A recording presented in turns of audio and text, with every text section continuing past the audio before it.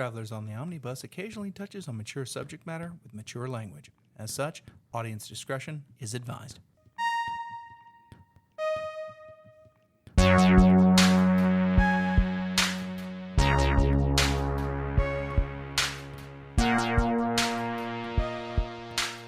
Welcome to Travelers on the Omnibus, a field trip through nerd and pop culture. This just in, red velvet is just chocolate that is dyed red. Shit.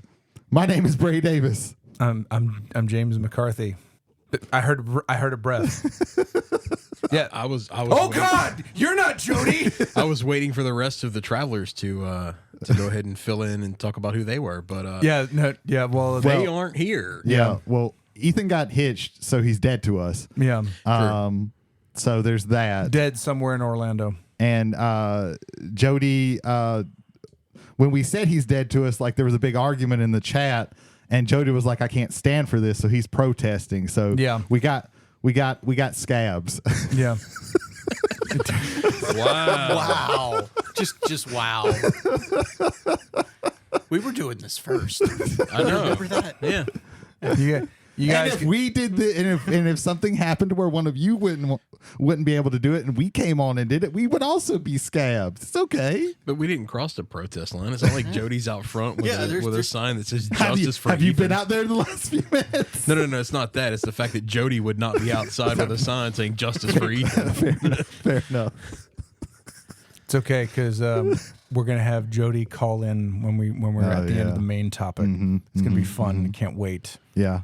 So we just got the boys from Whiskey and Wrestling here: Michael Hill, Jason Holder, and the rest of you. Shut the fuck up. Oh, I God! will do my own self. Oh my God! Hi. This is approaching supercast levels. Holy Yeah, shit! yeah. Because I have to share a microphone. Yeah. I am JT, AKA Jarrett Taylor, a.k.a. your boy. AKA Ethan in disguise. AKA, we ask all these people to be on here so we don't have to necessarily do their plugs at the end. No, that's Lazy. no. They can do it themselves. That's just a bonus. That is just a bonus. No, I'm going to plug you guys. That's what I'm going to do. Like, We're going to need a bigger No. mixer. No. We need more mics. Sexually.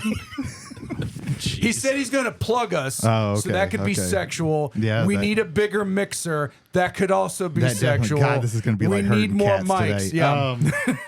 Did you think this was not going to be hurting cats? I was under no. It's such always hurting illusions. cats. This is now true. It's I just, didn't even know I was recording a podcast 3 minutes ago. Yeah. You wait. It's been like half an hour. It's been half an hour. Come on, man. Just roll with it. Just roll with it. Oh No. shit. Jay never yes ands. He knows. That's all he does. There's no yes and with Jay. Well, you have to understand. I've never said anything funny. There you This go. is true. This is true. There you go. Not wrong. Yeah, there you go. And then, of course, this old favorite. Don't ever say that in my presence. There you go. Yeah, that was another good Maybe one. we can get one. yeah, I would love to know what that is with no microphone or goddamn headset. Yeah, no, it's great. No, it's like I'm assuming it's either it's probably either censored JT, or it's yeah. probably so Bianca discovered the breeding pit. That's the only two that I know about, or the mating hole. Guess what? Or whatever it is. That's the only two I know. Yeah, JT, you have to understand. You're the Ethan of this podcast. So I'm not attached to anything. I can leave whenever I want.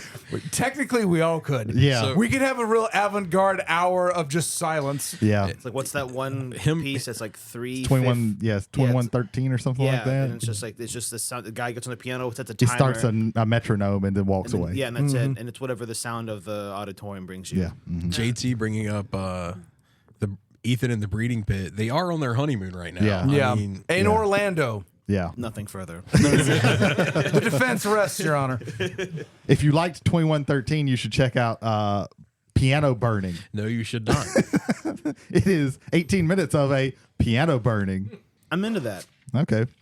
Yeah. Yeah. You should. I wouldn't want to be in a piano burning. That would be like the worst way to burn. Just check out, what is it, our second mixtape with Yeah.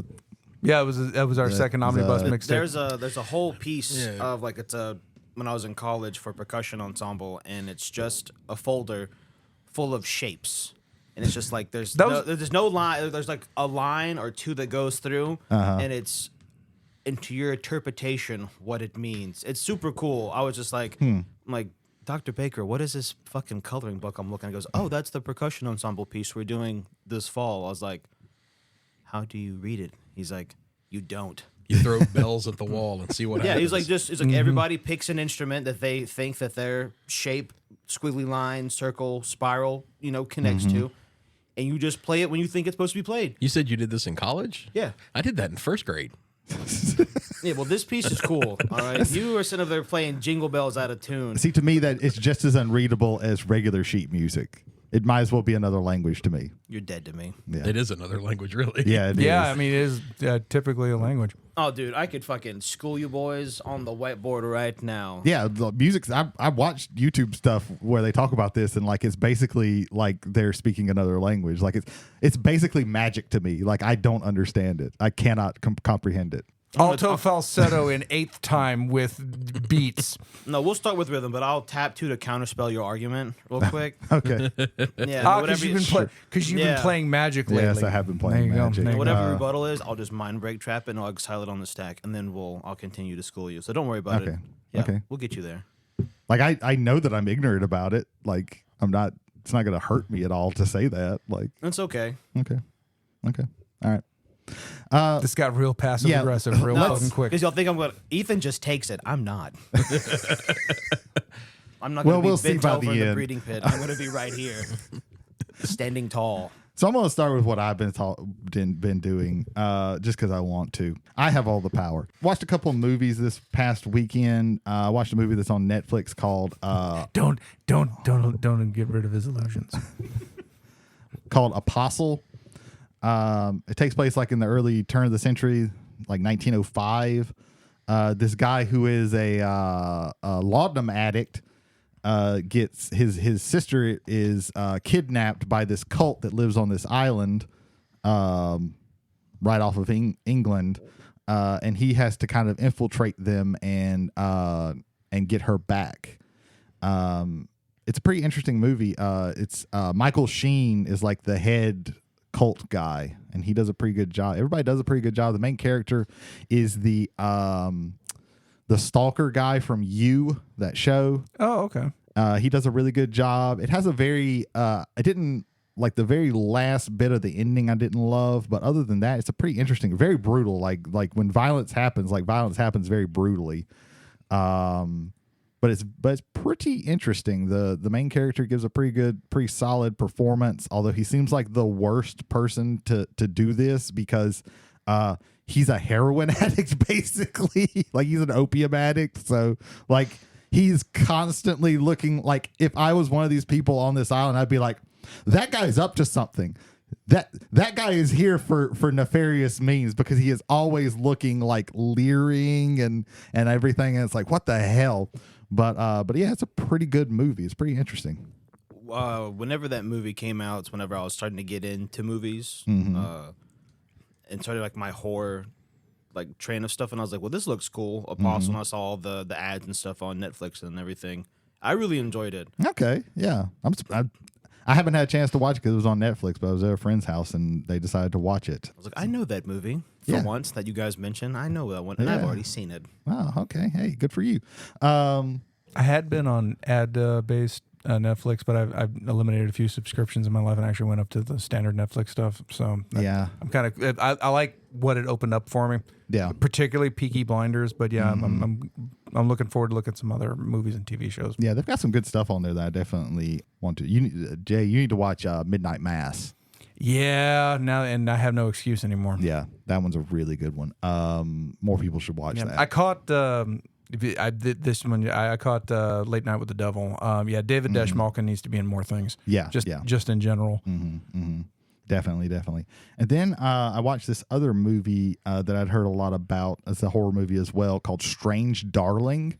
I was hoping you were going to say Friday the 13th. No, it's like one of the super classics. Yeah, have you heard this Nightmare on Elm Street? It's funny. I've never heard of it before, but Strange Darling is a very interesting movie. It is another movie that has Kyle Gallner in it. Okay. I've kind of been on a kick with him. He's always in some weird, interesting movies, and he's always playing weird, interesting people.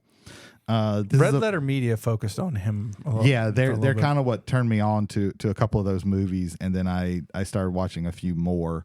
But yeah, Strange Darling also stars Willa Fitzgerald, who is phenomenal in this movie. Like really, really good. I don't know. I'm not familiar with much of what she's been in, but she is great. It's basically like a one night stand goes horribly wrong. And the funny thing about it is told in 6 chapters, but it's told out of order. And that's kind of the main gimmick, I guess, of the movie. But it's pretty good. Everybody gives like I said, that Will Fitzgerald, she is phenomenal in it. Like she is really good. And Kyle Gallner he's Kyle Gallnering it up in the movie. If you've watched any of the movies that he's been in, you kind of know where that's going. But yeah, really, really good. I definitely say check it out if you get the chance. That's it for me. Let's see. Holder, what have you been up to? Driving. A lot. The great American pastime. Wait, Yes. you drove there? Yeah. Yeah. Oh, okay. Yeah, continue. Yeah. Oh God.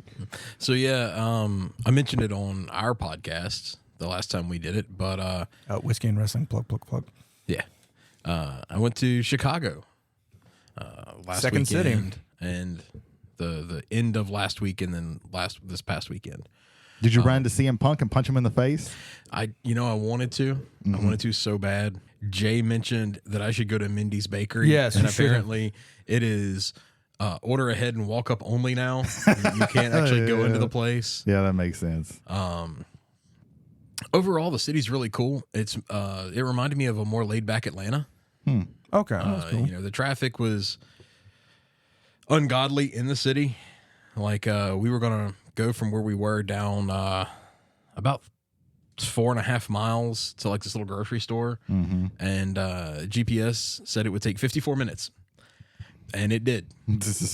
So the traffic is just as bad as Atlanta, Houston, all that kind of stuff, but parking was plentiful and very easy to get to. I did have a deep dish pizza, which is something I've never had before, and that was pretty fantastic. It makes me wonder why we don't have a place like that down here, considering the South and how we love our fats. Yeah. I mean, this is literally a bread bowl that has cheese and meat and pasta and sauce thrown in it. Yeah. And we have tons of like local pizza places. I'm really surprised that nobody's decided to do that. And they're all New York style, which don't get me wrong, I still think I like New York style pizza better. But this was actually really good. Well, deep dish pizza is basically pizza casserole. Like it's lasagna without the pasta. Is really what it is. Look, you have to be in the mood to eat a Chicago deep dish. Yeah. Yeah, But I think it's better than New York style, as New York style is so much more accessible and easy to eat. And you know, you can split a New York style pizza easier than you can a Chicago style. I think your first point is the correct point. You have to be in the mood for this. Like, I ordered the personal one, right? Because I'm thinking, I don't want to order something I'm not going to like. And they bring out this personal pan, and it's barely bigger than a personal pan pizza you get at Pizza Hut, right? And at first I'm looking at that going, no, that's not going to work. I'm going to need to order something else. And it took 30 minutes to get, because it takes forever to cook those things. Yeah. I cut it into 4 pieces. After eating the 3rd piece, I'm looking at the 4th going, I don't know if I can finish this. And I'm used to getting a large pizza, at Domino's, Pizza Hut, something like that, and putting down 3/4 of that, and then being like, all right, that's good enough for now. And then a few hours later, eating the rest of it. It was a meal. yeah. But it's like you said, that's not something, like you can't go, I want a pizza. Let me go get a deep dish. Yeah. It ain't like that. You have to, like I said, you got to be in the mood for it, and then you got to be willing to wait and do it. And I wish we had more down here. There used to be a place in Slidell. I don't know if it's still there or not. I know we talked earlier. There used to be a place in Mobile that is not there.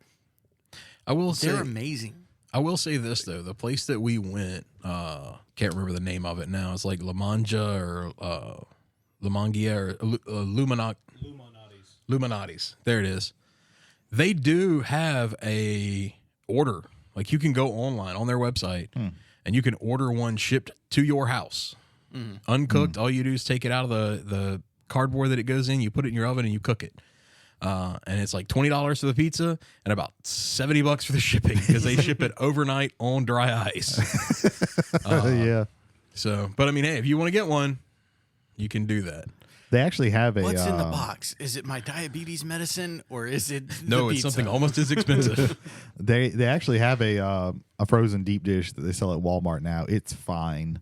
I tried it, just was like, yeah, fuck it, I'll try it. But it's fine. It's not great. Yeah, whenever me, Greg, and Cam went up to GaryCon, we drove to Wisconsin and we stopped. We went through, what was it? We got to around Memphis, stayed in St. Louis, and ate at some like old fucking Italian place. And then we went through Chicago the next day to get to Lake Geneva. And we stopped at one of there's like multiple of them. It's like a small chain, but I think this is like the original one or something. I don't know. It was like a weird looking building. And Greg was like, "Oh, we're getting deep dish," and I was like, "Whatever you say, Greg." I was like, "I'm down for it." And yeah, Luminati's, we went to that one, and I was like, "Oh, dude, deep dish, whatever." Cameron's just like, "I don't fucking care." Yeah. And I'm like, "Be excited and stop sleeping and doing Sudoku." And so me and Greg were chit-chatting. I was like, "Oh, the Caesar salad." I was on a huge Caesar salad kick, and she's like, "You want anything else?" I was like, "Whatever. Give me the bro, like personal pan, whatever." Dude, I had like a slice of my salad, and I was like, "Dude, I'm good." Because like the next night, me and Greg had done whiskey and wrestling without the wrestling part, and then we're sitting there like watching the new Roadhouse. It just came out. Yeah. So we're watching Roadhouse. Drinking, I think at that point I had like Tito's and unsweet tea from all the stuff that we brought. Unsweet with tea. Oh my god, it was delicious. And I was like, "Greg, do Jesus. we heat this up or eat it cold?" And he's like, "You fucking heat it up, you ding dong." And I was like, "Fine, whatever." And it was great because I had Cameron's. I thought I had mine. I ended up eating Cameron's was just cheese. Cameron doesn't like do like pepperoni or anything. I was like, "This shit's delicious when it's heated back up." I was like, "You could pull it in your hand." Yep. Felt like a fucking barbarian. Just a huge chunk of just stuff. Hardest weekend of my life was when I had to kick cocaine and Caesar salads. It was fucking difficult, man. I don't know how you did it. I've only kicked one at a time. There you go. The worst part of the whole trip was just the drive up. Yeah. Oh, it's I went flat. up through eastern Mississippi, and as soon as I hit Tennessee, it started raining, and it stayed raining until I got to Chicago. Ugh. Throughout all of Oh yeah, that was when that whole belt was coming through. That one. God and, bless. almost like half of Tennessee, all of Kentucky, and all of the southern part of Illinois that I was driving through was having road work, and it was repaving, and they weren't at the spot yet where they had lines. So in the dark, in the rain, unfamiliar roads with no lines. It sucked horribly. Like, so if we went up, it was just like cones. It's just like you just follow an orange line of just plastic and just hope to God you're going the right way. Because like, oh, there's 14 different intersections you got to take or exits. Get in the right cone lane. If not, you got to just start hitting the GTA and just screwing it and just going to different lanes. Yeah, just Tokyo drifting in there. Yeah. No, when I went to Arkansas, on the way up, I went through Vicksburg, which meant I went through East Louisiana and then South Arkansas. And this was right after they'd plowed the fields under. So it's literally like 100 fucking miles of nothing. Yeah. Nothing. And it had turned dark and it was a full moon. So I had like a fucking like Morpheus, like one eye looking over me while I'm driving on just absolute flat lands. And I was like going 10 miles below the speed limit in Louisiana because I didn't want to get 87 speeding tickets for doing a 34 and a 35. Yeah, they'll give you that after there. And so I thought, okay, Arkansas is where I'm going to make back my time. Cross the line, like Google even says, "Welcome to Arkansas." And the first thing I see is a sign on my right said, "The speed limits the speed limits are strictly enforced by the brave men and women of Arkansas law enforcement. You have been warned." Jesus. I'm like, okay, I get now why Mississippi's the hospitality state. We at least like wait for the shit like that. No, that was the first fucking thing. It's like, don't speed. Like every road work thing that I went through, as soon as you got to it, it had a big thing up that was like, "This is your speed." Speed limit was 55, and it is strictly photo enforced, is what it says. So I may be getting tickets in the mail in the next bit. I don't know. There you go. We shall see. Because I loved how flat it was. You know, speed limit says 60. We're going 80 the entire time. And then, because Greg's driving most from the way back up, and we're just like going through the same 6 stations on XM radio. It's just like, I hate this song. Oh, cool, it's Tool. I hate this song. Oh, cool, it's Queensryche. You know, just that's all it was. Flying through. I was like, it's so flat and lovely. And he's like, JT, take pictures. You're the picture guy. And I'm like, Greg, it's been cornfields for 6 hours. I'm like, oh, look, windmills. And after that's like, okay. Cornfields that have already been harvested. It's just flat. And I was like, this is so cool, though. There's silos. And Cameron's doing Sudoku just like, why is this interesting? I'm like, because we don't have it here. Everything we have is wet, muggy, and mosquitoes the size of cats. I'm gonna counterpoint this. There were also silos in Arkansas. And really and truly, I was like, do those have grain or missiles? I don't care at this point. Yeah, just get me to civilization. It was odd coming back home because I came back through like the corner of Missouri, Arkansas, and came into Mississippi via Memphis. Okay. Yeah, parts of Missouri that I was in is just like miles of nothing with a lone barn and silo that looks like it hasn't been visited in 50 years. Yeah. But the fields are all pristine. But the buildings are in mass disrepair. So very odd look when it came down to it. But that's pretty much all I did. I love that aesthetic so much. There's a poem somewhere in what you just described. Holy hell. Yeah. It's like 15 acres of just nothing with a weird house in the middle, and there's like only 4 trees in their front yard. And then it's just flat. And then you go to the next 15 acres, and it's the same deal. Small little road, small little house, big silo, some trucks. Nothing else. I was like, this is creepy, and I love it. I'd be scared shitless walking outside past dark. Yeah, for real. Yeah, when I went through Arkansas, it was like soybeans on the left, corn on the right, and then to freak you out, it'd switch after a few miles. You'd be like, what the fuck? Gotcha, bitch. We went from a poem to a rap song. Yeah. Like, what the hell? All right. JT, what have you been up to? I was going to say. Sorry. You were too slow on the draw. Jesus. You should drive through West Texas where it's all cotton fields. Fuck and that. desert. All cotton fields and desert. There's not even silos. Fuck. Last time I went to Texas, we flew, and I was happy that we did. Yeah. Somewhere in all of this, Mad Max is driving. Oh, yeah. I have to imagine, like, Jesus Christ. Yeah. But also perfect because, you know, he is our Ethan for today. So Yeah. cutting him off is the best thing to do. Yeah, no, that was good. True, Yeah. This is true. There you go. JT, I'm not what? going to take it. So He said lately, with gritted teeth. Yeah. He said while taking it. Yeah. I'll just grab Holder's mic next time. Try me. I got 2 hands. There's one for the board.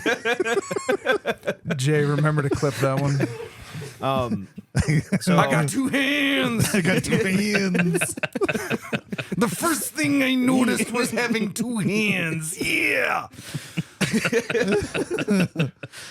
So from listening to you guys, I got in to Age of Sigmar. I've been watching a bunch of videos. I got the Spearhead box for the Ogres are almost done. Okay. That cannon is going to kick my ass, dude. Yeah. There's so The cannon is annoying. There's so many bits on it. I was like, Yeah. I should have just sub-assembled painted this. I was like, nah, fuck it, we do it live. Oh yeah, painting it is going to be insane. I put that together. That was one of the earlier models because I got it was Bone Reapers and Maul tribes together. But those weren't the worst. Those weren't the worst in that box. The Morghast were the worst in that box. Yeah. God, Those are terrible models. But yeah, So I've been working on that, and then I have that massive 2-foot Galactus for Greg that I'm working on too. Yeah, from Marvel Zombies, Zombicide. Zombicide, Yeah. yeah. So I have that I'm working on. That's an impressive fucking model, and I wish you all the luck in the world with that. Because I was like, Greg, is it cool if I tear it apart? And he's like, what do you mean? He's like, it's all glued together. And I was like, yeah, well, I watched a couple of dudes that do like painting tutorials on it. Like, oh yeah, you just gotta drill the bottom out and put vinegar and a solvent. You break the glue up and you gotta glue it back together. And it's like, oh, his hand is connected to this massive like reactor thing. It splits right below it. So you have to pop that off to paint underneath his arm and everything. And Greg was like, you don't have to do all that. Just make it look good. And I was like, yeah, I want to do a good job. He was like, I don't care. I'm like, fine, whatever. So I have that. And then on the way to Ethan's wedding, I found out my favorite band broke up. I was super sad, and I was like, well, why does he have the lead singer's Jody Greep from the band Black Midi? And I was like, why does he have a single, whatever, put out by himself? He released a record. It was like 2-3 months after they broke up, and he did it in an interview. They're like, oh, when's the fourth record coming? I was like, oh yeah, we broke up, by the way. Just like, and everyone was like, what? There's no Pitchfork gobbled it up, was just like, latest news, Jody Greep and Black Midi broke up, blah, blah, blah, blah. And I was like, sad, but when we listen to the tune, the record's phenomenal. If you like prog-ish music. Okay. He has a very unique style. His voice is very weird, but it's cool. He's kind of like even though I hate the band, he kind of sounds like the dude from Rush, whatever. Oh yeah, Geddy Lee. Yeah, Geddy Lee. Kind of sounds like Geddy Lee, but without the sing song. It's more like if Geddy Lee fronted Bloodhound Gang, how Jimmy Pop kind of like talks. So like it's that, but he has a weird high pitched kind of voice. It's strange. Usually the instrumentation is really good. It's all session musicians for the whole record. That's his whole thing he wanted to do. And he cut part of it in Brazil, and you can tell. And it was really good. So favorite band broke up. Painting. Been working on a new CDH list. I'm tired of playing with you scumbags playing low tier Magic. It's fun. I like how you're looking at me, the person who absolutely doesn't play Magic. Yeah, well, I want to play with dudes who want to win. I don't want to play with guys that want to scoop on turn 3 because, oh, you countered my talisman. I have no mana. Shut up. Play better. It's aggravating. Yeah, it's terrifying. Get good, scrub. Truly. So I was like, I just want to play with like the 4 or 5 dudes who are like, they want to jam a win on turn 3 on like they don't care if like you counter their things 15 times because that's what we're here to do. Censored. I didn't know. No. I do that in post. I just wanted to drop this one real quick because you can't hear it. I spawned in mustard gas. That's that. If you don't know what he's referring to there, it's just like the weirdest fucking off the wall comment Jody makes. It definitely is. Yuppies. Yeah. No, I know it was the I spawned in mustard gas. I have not heard that one. Oh, it's great. It's great. That's pretty much been it besides work. Yep. Just the good old graveyard. And then me and Steven have talked about trying to later on this year getting the Bearded Drums podcast back up because he moved houses and it's just been a nightmare. It's like as soon as one thing happens, something else happens and this falls and breaks down and then he's got to fix the roof and the AC unit goes out twice. God, well, at least now it's not as bad, but oh my God, this summer. Wait, we've been doing ads for them and they haven't been doing stuff? There's a good reason for that. Yeah. Shut up! But that's pretty much been it as of late. Okay. Michael, have you been doing anything lately? No, he hasn't. Hey, how's it feel? Twist his nipple. No, I don't. Not really a whole lot going on. I finally got around to actually sitting down and watching all of Sandman on Netflix. Okay. And I'm currently working my way through Good Omens. So, okay. I've only ever watched the first season of that. Yeah, I'm in the second season. I like the first season a lot. I just never got around to watching the second season. It's hard for me to start TV shows. Yeah. But, other than that, good news from my doctor. I'm doing really well. Oh, okay. Oh, hell yeah, man. That's good. So, that's good. There That's you good. That's a little out of the purview of this show, but that's fine. Yeah, we don't like good news here. We just like to say shit and then Ethan cries. It's the way it works. But yeah. How dare you bring good news to this Right? podcast? Right? Yeah. No, thank you for bringing good news to this podcast. I don't know how to do that. It's like oh, okay, I won $1,000. Hey guys, I just stole $1,000 from an orphan. Oh, wait a minute. Yeah, you think next week we're gonna let Ethan talk about his wedding? Jeez. Yeah, that's why we're gonna talk about it here and now. and then we're done with it forever. Yeah. He had his one chance to be here, and he decided that his wife was more important. So now we're going to talk about it, and then it is verboten from now on. Yeah, that's his first mistake. I mean, This early in the marriage, letting her make the rules. Yeah. He's setting the tone for the entire thing. They have so many years ahead of them because they're young. bastards. Yeah. Bianca found the mating tent. There we go. There you go. There we go. He's with us in spirit and now in a recorded line. So Jay, what have you been up to? Oh, thank God. Okay, so I'm going to pass through these kind of quickly because I do want to talk about Ethan's wedding kind of in the group because outside of just one of us, most of the cool part of his wedding party is here. Anyway, I'm just going to say that out right now immediately. Tyson Paul fight. I was unabashedly surprised at how many people thought Tyson was the favorite in that. Mike Tyson is one of the greatest fighters of all time. If you want to make an argument for greatest fighter of all time, I'll listen to the argument. I think there are a few that kind of pass over him, not just because this happened. Just I think just from a technical standpoint and from a longevity standpoint, I think there are a few that are better than him. But pound for pound, arguably one of the greatest fighters of all time. Yeah. He is also a near 60-year-old man who is physically worn down and has not been training as intensively in the sport the way Jake Paul has. Yes. So when the lines were coming out, and this fight was like one of the most bet on fights. Like I think MGM said under the Bet MGM app and the way they're doing their sports book there, it is the most bet boxing match they've ever had in like 7 years. Going past that, I can only think of maybe a few other fights. This thing was a big money deal. At the end of it, the undercard was way worth it. I got before That's Netflix. what I heard. Before Netflix shit out on me like 5, 6, a dozen times. That's a whole other different discussion. The Serrano fight I think was just horribly judged, but it was a good fight. The sport of boxing has quality to it. The problem is, I think the way this ended up playing out and the way people saw that, I think it ended up being kind of a wash both ways as far as the sport of boxing goes. Well, yeah, that's this whole boxing the way it is now. It's kind of these freak show fights, and then I think boxing is struggling to find or re-find legitimacy. Yes, I think everybody's like, oh, boxing, it's all WWE, coming from the whiskey and wrestling guy. Yeah, boxing's all fake. It's predetermined.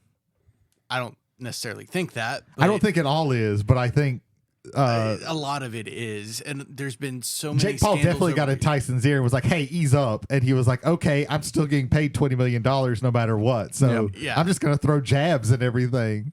Mm-hmm. Yeah, I mean, and I don't know that boxing's ever gonna be what it once was.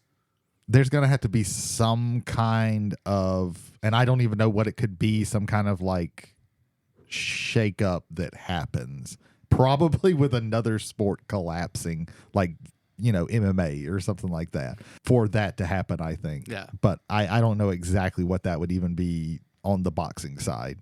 But yeah, I mean, it's like Jake Paul is never going to fight. He's either going to fight people who aren't actually boxers or are like Tyson, old people, So I'm certain he's gonna like try and dig up Muhammad Ali next. I know that joke's been made, but I was hoping that Tyson was just gonna knock him out, even if it was on accident in the first round. It would have been funny, I was just like the Jones Miocic fight that happened last week. I was hoping that happened, but I knew I knew deep down it wasn't probably going to happen. So yeah, I knew Paul was going to win. Yeah, I figured it was going to be wanted to see him get punched in the face, which is why so many fucking people bought that, because they want to see Jake Paul. It's the same reason when Brock Lesnar was in the UFC, people were buying and watching his stuff because they really wanted to see if somebody could knock him out, because he was a WWE guy coming in there. So, well, Brock Lesnar had a really big college wrestling career. Yeah, but I guess a lot of folks didn't know that him as like the big guy. A lot of people didn't. Yeah, he actually was fairly legitimate. I think how he got the title was kind of bullshit, but that's UFC. That's how they do. I think Dana White has, I won't say a bad habit, but has every so often let somebody in there that should not have gotten in there as soon as they did at the level they did. Oh yeah, it's all for them. It's all about what makes the money, and not like what. Punk. I mean, yeah. I didn't want to make Brady mad. I know that's weird for me, but I didn't want to make him mad on CM that Punk. one. You got was it Paige Van Zant? Like she shouldn't have got a title shot when she did, but it was because Greg Hardy, the former Cowboy defensive end, who used a I think it was Greg Hardy. I apologize if it was. what's the fucking used boxer who fought Randy Couture? James Toney. James Toney. Yeah. Like I don't know. Part of it is getting eyes into the octagon. I get that to a level, and sometimes you have to. I don't want to say necessarily stretch, but you have to definitely pull in order to kind of get some things to get some eyes in there. Yeah. So yeah. Second thing for me this week, downloaded and have been playing Endless Space 2. Comes from Amplitude Studios, who have just recently, they have been under the Sega banner for I think the last 7 or 8 years. They are going back to being independent, which I think is pretty cool. Can't wait to see what kind of output they're going to have once they've gotten under the umbrella of a big company. So we'll see about that.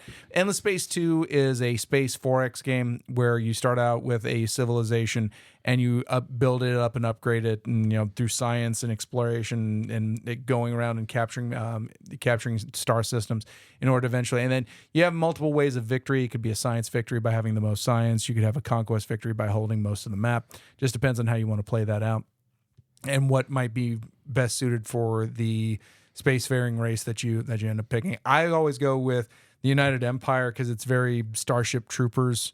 And specifically, I was about to say Denis Villeneuve, but director of RoboCop and Total Recall, and I can't remember his name because he directed Starship Troopers. Paul Verhoeven. Thank you very much, sir. I appreciate that.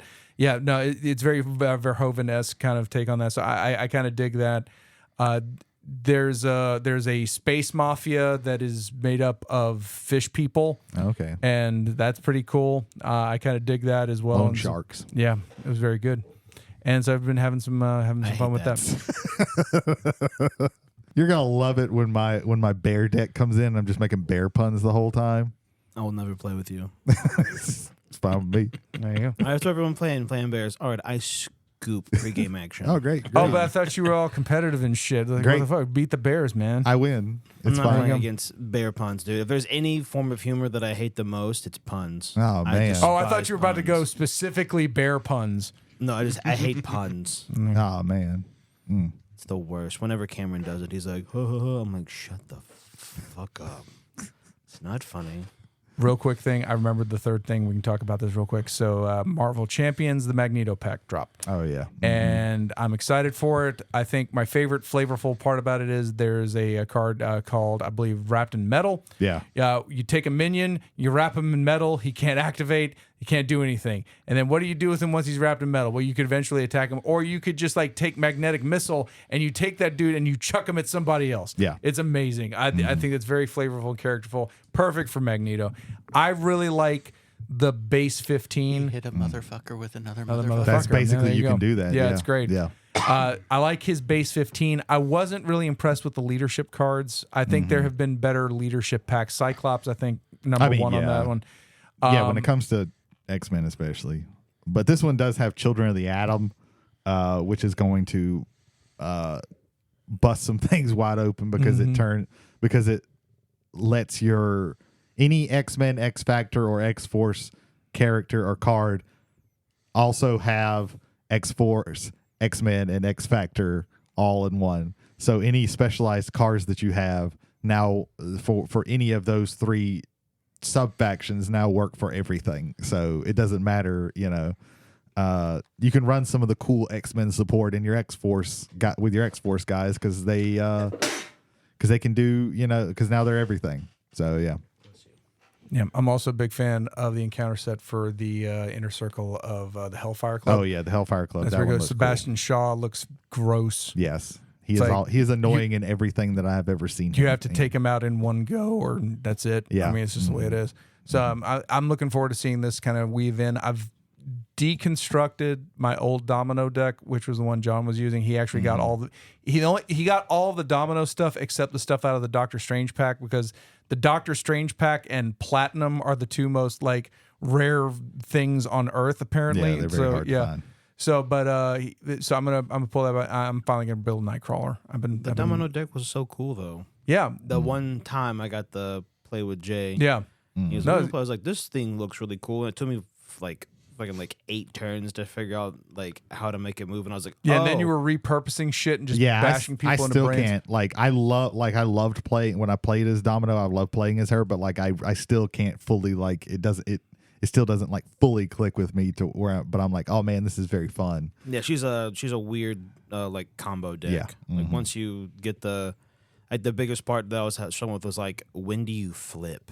That was like the hardest part. Was like, it's like once you figure out, okay, if I start on this side, I can then move and go to here. But if not, if I decide to not do it, like if I have to thwart, it's like that was the coolest part. Was like, and I know like Jay was like, all right, we're playing for real. He's like, I'm not gonna walk you through any more of this as much as I can. But I was like, he's like, well, what do you want to do? I was like, I want to do this. He's like, all right, to do that. He's like, thought process is right, and he's like, but do it this way. I was like, oh. Now I do it, and I'm just like shitting my whole hand out. It's like, dude, you just did 8, and I was like, yeah, maybe I can do it again. Yeah, heroes who like to flip a lot are one of two flavors. They're either super easy because it's like every other turn I'm going to flip, so all I have to do is just remember that, or I have to choose exactly the right time to flip, or I'm fucked. Like, so they're really hard to use. So it's one or the other. There's no in between when it comes to like heroes who like to flip up and down. And then when your obligation comes up and like you give the choice to flip, and now it's like, oh wait a minute, this could be not good at all. But no, you play that exceptionally. Like, and again, John's got his domino deck now, so I would, and that domino deck uses protection, but it's not a defensive deck. And I've kind of wanted to build protection defense for a while. And now I've got someone that I think is fun to be able to do that with. Nightcrawler is incredibly fun to play. Incredibly fun to play. Because once you're set up with stuff, like you're not going to actually be doing much during the villain phase, but during your player phase. But when the villain phase comes around, like you're doing a whole fucking lot. And you're doing usually a decent amount of damage during the villain phase. So yeah, he's really, really fun. I'm glad because he's like my favorite X-Men. So yeah. There you go. But yeah, Magneto is very, very interesting. I can't wait to play him some. I might play him with this weekly challenge where it's you fight Strife alone with no allies in your deck. Even if you have an ally in your 15, like you have to take that out and put it in an aspect card. So I might try that with him, because Strife can be either kind of easy or really fucking hard, depending on how the cards play with him. So yeah, but I'm really excited to play as Magneto. There you go. And that is me for this week. Okay. Well, do we have any? I think that's everybody. Well, did we talk about do we want to talk about? Yeah, no, absolutely. And we'll be a little bit more reverent than we usually are. But yeah, again, this past. You don't have that switch. I understand. No, it's okay. There we go. So, our boy Ethan Skinner and his wife now, Bianca, they got married this past Saturday. Ethan Skinner, rest in peace. Yeah. You're dead to us now. At the church where they filmed The Wicker Man. Yeah. That thing, they call it, it's something manor. And it's a barn. Yeah. Started with a C. Yeah. It was Clyde? No. Something View Manor, like Crestview Manor or something like that. You couldn't view any crests. They were all shadowed by trees. It was something like that. He texted me the thing. I was like, Ethan, where the fuck am I going? And he was like, oh. Yeah, it's not good when you're going to the sacrifice. When you look it up on Google and there's Cottonwood. Yeah, that makes sense. It gives you it gave me a funny feeling when I looked it up on Google Maps, and like part of the where you turn in was like blurred out, and I was like, why is this blurred out? What is there here that I don't know about? This is making me feel uncomfortable. I was expecting like a burning cross or something whenever I was driving through there. Yeah, Yeah. That was after the wedding. Yeah, it looked like a And sundown. Not associated with Ethan or Bianca. Yeah. It Yeah, did. we desperately need to make sure that's part of it right Yeah. now. It was a nice little. It was wedding. a great Hey, service. I like it. They got in, they got out. It was boom, boom, boom, boom, boom, man and wife. Like we there was no like a lot of sitting around, having to have a 2-hour long, service. No. We said our piece, we did what we had to do, and we got the fuck out of there. And I was like, hell yeah. It was the short version, not the short version, but it was the short version. So, Yeah. do you, Ethan? Yes. Do you? Yeah. I'll Yeah. give 2 shots. First of all, the food was The magnificent. food was very good. Bacon wrapped asparagus should be on every I didn't eat wedding. the bacon and wrap it. I thought the food was not good. Oh, we have a counterpoint. The chicken was dry. Really? I could taste the dead dinosaurs that comprise the coal. Mine were chicken was moist, fine, but I liked mine everything were moist else. and delicious. And y'all were right after me, so I don't know how the fuck that happened. Yeah, and then like the mac and cheese was all. Oh, it was like all mac and grease, dude. I didn't find any cheese on mine. I was Well, like, so this is where a point of possible like personal preference. I love greasy mac and cheese. Like the greasier the better. Like I like the mac and cheese. I like the pulled pork. The chicken was a little over seasoned for what I like, but like it wasn't terrible. Like I liked everything. I thought it was under seasoned. You guys are definitely white. No, I love I the don't like chicken because spice. I think it was perfectly spiced and again, like I want to know where y'all got the bad chicken from. And it wasn't I the don't know, bad like, salmonella chicken, it was just overcooked chicken. So I just want to stress that not there trying too. to take anything away from Bianca and Ethan's wedding. Bullshit. We're But- taking our pieces back. God Yeah. damn it. The food wasn't all that impressive to me.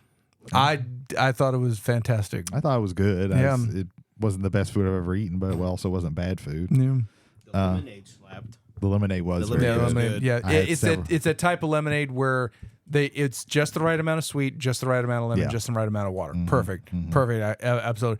I liked the charcuterie board. The charcuterie board was It was good. very good there too. Yeah, you went fucking banana rama on that. Yes, thing. absolutely. It's Italian meats. Bianca also told and us how much it cost. Yeah. So I was like, I have to eat something Yeah. from this. Yeah, Jay comes back and I was like, oh, he's had more chicken tenders. And next thing you know, it's just like 15 pounds of hummus, 14 Yes. things of pita bread, Yes. a whole deli on one side. Yeah. I was like, We had Jesus mini Christ. naan bread. That was cool. It was, yeah. It was naan. Oh my god. It was great. Yeah. Good Yeah. stuff. Then my other favorite part about this, I think this was the masterstroke genius part. So their guest book, rather than having a guest book where people sign names and all that, they had a whole bunch of Lego people all pulled apart, and then you could just put your Lego person together. Yeah. And then you'd have a little like a flat placard, and you'd sign your name to it, and you'd add it to their board. And that was how they commemorate all the people that were at the I wedding. thought that which was super cool. I thought Yeah. that was a genius stroke. That was and, cool, and that was like I fun. highly recommend that if you are. I missed that completely. Yeah, no. Oh, wow. Don't worry, no. Hang on. I made sure. So I put him together. I gave him a Ninjago gi. Excuse me. okay. So that was great. And then there was a fork in one hand, and I didn't bother. He just got a fork in his hand. You got to fucking deal Yeah. with it, man. But it's like there's a microphone or something like that, and the best there was like a walkie-talkie. So he's got a walkie-talkie and a fork in two hands, but he's on the board. I felt like a bandito, like a whole shirt and pants that match. I was like, sick. Is there a guy with a beard? And I was like, close enough. He's got like scruff. And I was like, is there a guy with long hair? There's a dude with a massive fucking pompadour, like the guy from man. Guar, like comically large. And I was like, that's my guy. There you go. That's him. I made my guy look like a British soldier with like long hair. I found this cool little piece, and I was like, oh, okay, he's a British soldier. Cool. I There you gave him a katana for, You stole the long hair one. yeah. I had a It wasn't blue. super long hair. It was like shoulder length. Mine shoulder length. Oh, okay. No, you gonna go past the shoulder. You're now in the armpit area. When it's got curled armpit up, hair. it's shoulder, but when it's not, it frills down And the back. and when it's wrapped in a bun, it's all over your head. You look like a lofty samurai. I'm like a fat Fabio, but like without the wind blowing. Sure. I think we're gonna add that one to the soundboard. Yeah, that one's the one going on the soundboard now, just the way it is. No, I had a blue suit on. There was a bunch of blue suits, and I was just like, oh, I could just make any kind of blue suit I want. And then, of course, I gave myself my classic green clear katana sword that I carry everywhere. Yeah. And then I found like Detective Comics 1, and so I just had that on that. And then one of the children who we were told were not going to be allowed at the wedding. Took that off of mine and put it on his. So I waited for that child to go, and I took it back. Censored. I think that was like his niece and nephew. I think. Respectfully, Censored. it has been edited out. There we go. Yeah, it was a good wedding. It was a nice wedding. I enjoyed myself. It was a beautiful wedding. Said the bridesmaid to the waiter. Yes, but what is... No, I'm not finishing that. That's why I stopped there. Not finishing that. That's why I stopped Not finishing there. that one. Tick, tick, tick, tick, Yeah, tick, tick. yeah, Ah. there we go. not Eureka has happened around Not the finishing table. that one Yeah, because I like Bianca. yeah. And she is not. Yes, but yeah, I like that of the outside of the people who were actually in the wedding, we were like the best. Happened again, didn't it? I was like, what does Bianca have to do with this? And I was like, hang on. Let me give Yeah, it- what a beautiful from wedding, the said top, the hang on. bridesmaid to the waiter. Yes, but a shame that put, and then, yeah. Yeah. Let's. Do you need to go through the rest of the lyrics of the song in your head? I'm not about to chime in. Okay.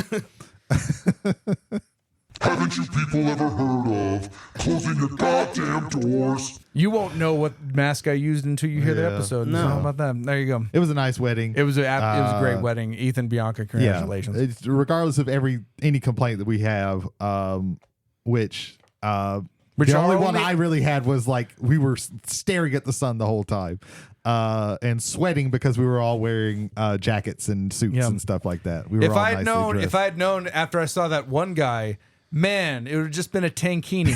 Like, it's just the fucking way it is. Yeah. It's like, But yeah, Ethan cleaned up so nicely. Oh yeah, I didn't even recognize when he walked out. I was like, "Wait, where's I'm like, this? who the fuck is this guy? Oh, it's who is Ethan. this guy? why is his hair not disheveled and I everywhere? haven't. Yeah, without the wings on the side, like I couldn't Yeah, I recognize was him. like that's a good haircut, Ethan. But they were the bride and groom were lovely. You can tell that they were on cloud nine the entire time, and that's the great thing about weddings. Bianca looked great, and then when they danced, and I was like, such beauty, such grace, such love. And I was like, she's probably yelling at him right now. We can't even tell. Yeah, He probably probably. stepped on her foot, and he's just Yeah. getting berated. I was like, I love it, Ethan. Welcome to the world. She was definitely taking notes to give to him as soon as they got to Florida. Yeah, yeah. Here's the list of things you did wrong at the wedding. Number 1. Why'd you Yeah. sip on my foot, Ethan? You're supposed to love me. But Bianca, they will love steps. Yeah.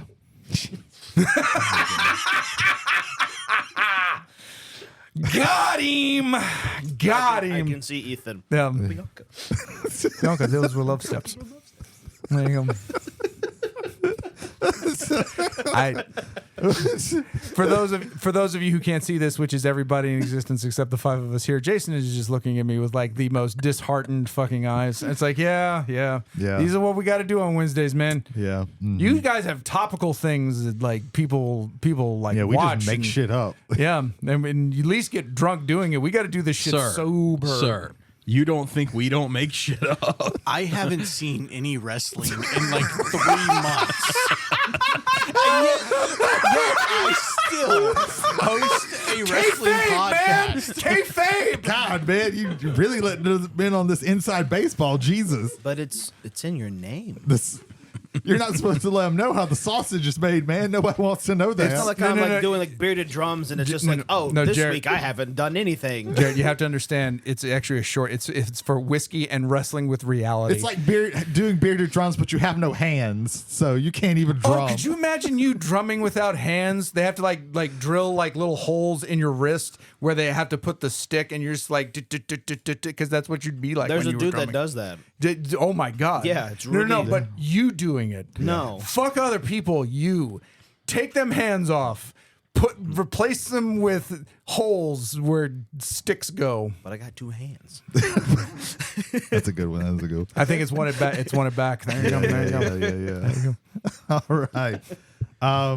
He's going to end up with 2 on the soundboard, isn't he? He might.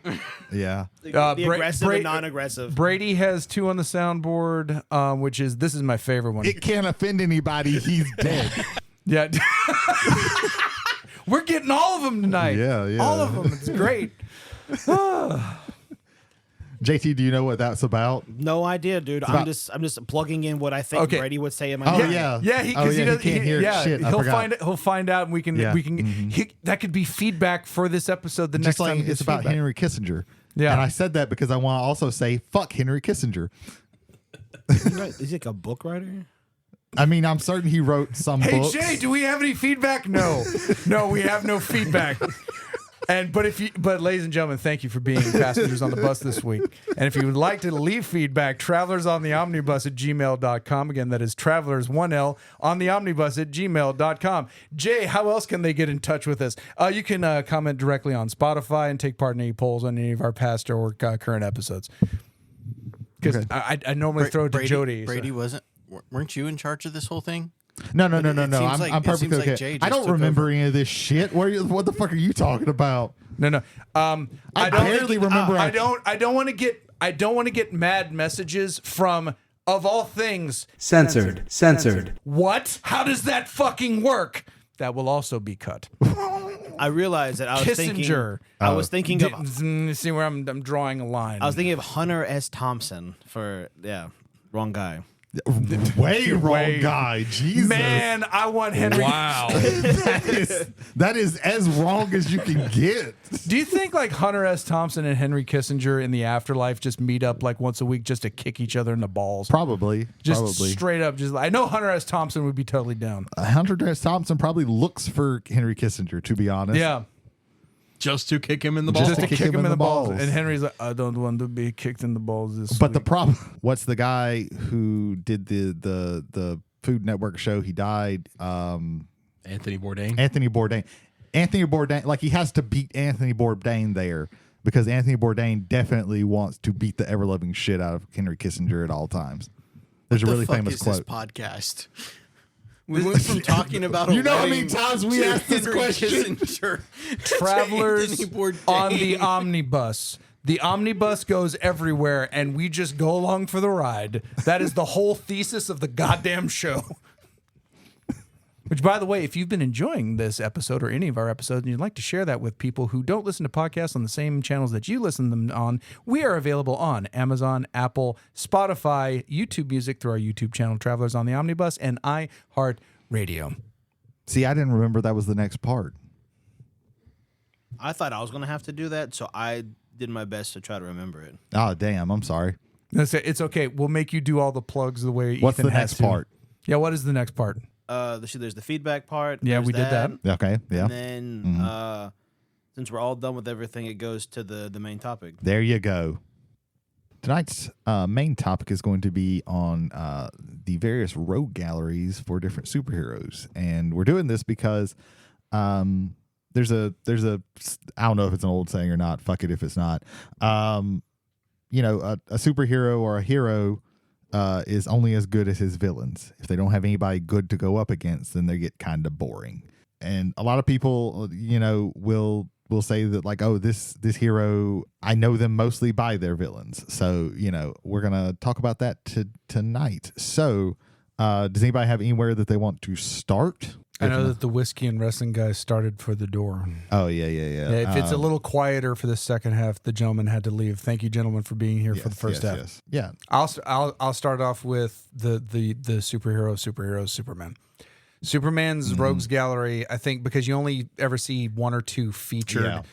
Superman's Rogues Gallery is very well put together. Yeah, I think he's actually one of the more underrated of rogues galleries. Full cosign on that one. Because people, they know Superman, they know how powerful he is and everything like that, so they kind of look over at least really and I think a lot of it is also because of Lex Luthor is like the main villain of his, so people kind of forget all of the other villains. But the thing about him is because he's so powerful, like he also has like a really powerful rogues gallery. Like this rogues gallery could probably take on most of the other ones pretty easily. So many of his rogues gallery are usually the centerpiece villain for major crossover events. Yes. So like top of the order, like you mentioned, Lex Luthor, which is what if the pinnacle of human achievement, quote unquote, was also one of the most evil human beings that's ever existed. Perfect. Dark Side. Yeah. Literally a god. Brainiac. Yeah. We always talk about one of the taglines for Superman is the Man of Tomorrow. I really like some of the Man of Tomorrow super villains that he has. Brainiac being chief amongst them. The Brainiac 13 storyline that eventually got us Our Worlds at War is like one of my favorite like lead-ins just from Superman pure going into just the Superman titles.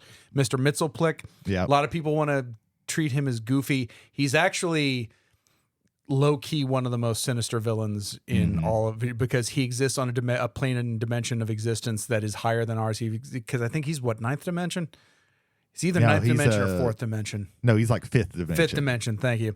So he sees things from a totally different way, which makes him come off crazy and can be written as silly. But really, when they do him well, it's the equivalent, in my opinion, of Batman's Joker in the fact that it's a villain that could be done terribly, but when done perfectly is one of the most sinister things you can do. Bizarro. Match him physically, but without any kind of like. And it's not necessarily that Bizarro is stupid; it's that Bizarro is off. Yeah.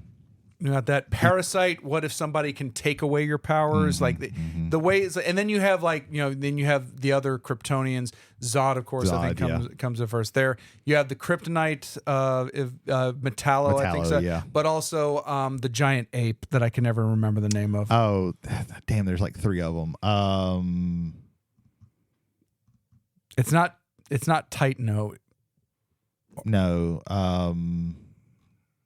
Okay. In DC, there is the Ultra Humanite, but that's not really Superman. Is it Grodd? Gorilla Grodd? Is that Grodd's Flash? Grodd's Flash. That's why I was thinking Grodd's Flash. I cannot think. Ultra Humanite is Superman though. Like, okay. But again, that one's kind of on the lower level. I just remember I cannot remember the name of that giant. Passengers, if you remember that, scream it at me in the comments and/or on the email, please.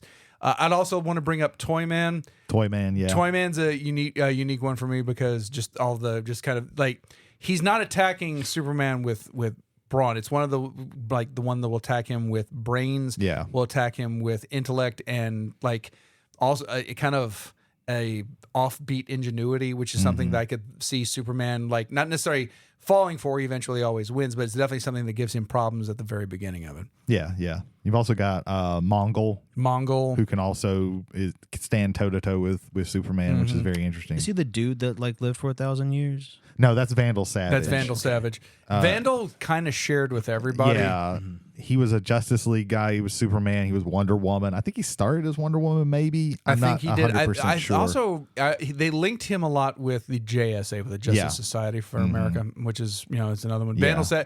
Vandal Savage is a strong villain, which can kind of go on those lines. And I will say we're gonna talk about some of these rogues galleries, but there is some like crossover, especially when you get like teams. Like a lot of these guys that we're talking about with Superman, they're also Justice League bad guys as well, because some of these are, because especially with Superman, like some of these are like world level threats that he deals with. And when we get to the X-Men, that one isn't hard, it isn't difficult, but some people who show up on the X-Men Rogues Gallery are X-Men. Yeah. And we'll get to that when we get to them. But we'll definitely talk about them. Again, the premier superhero, I like the way the bits and pieces of those kind of like they attack a different form of, there's the Man of Tomorrow. Yeah. I remember the Eradicator. The Eradicator, I love the original form of the Eradicator was the fact that it's an AI program that's basically designed to preserve all Kryptonian life. And it understood that is, there's all these humans, we must kill all the humans and then do that. And then when you go through the Death World Without and Return of Superman line, the Eradicator learns some things and starts gaining. That's another thing that I like about Cyborg Superman. Cyborg Superman's another one. Because he goes in with Superman And more recently, he has gone in with the Green Lanterns, Yes. Mm-hmm. and in particular, and because one of the big things that Cyborg Superman did was obliterate Coast City, which was the home base of Hal Jordan, the Green Lantern, and so that's the way that tied in there. Yeah. Just a quick shout, Jeffrey Johns.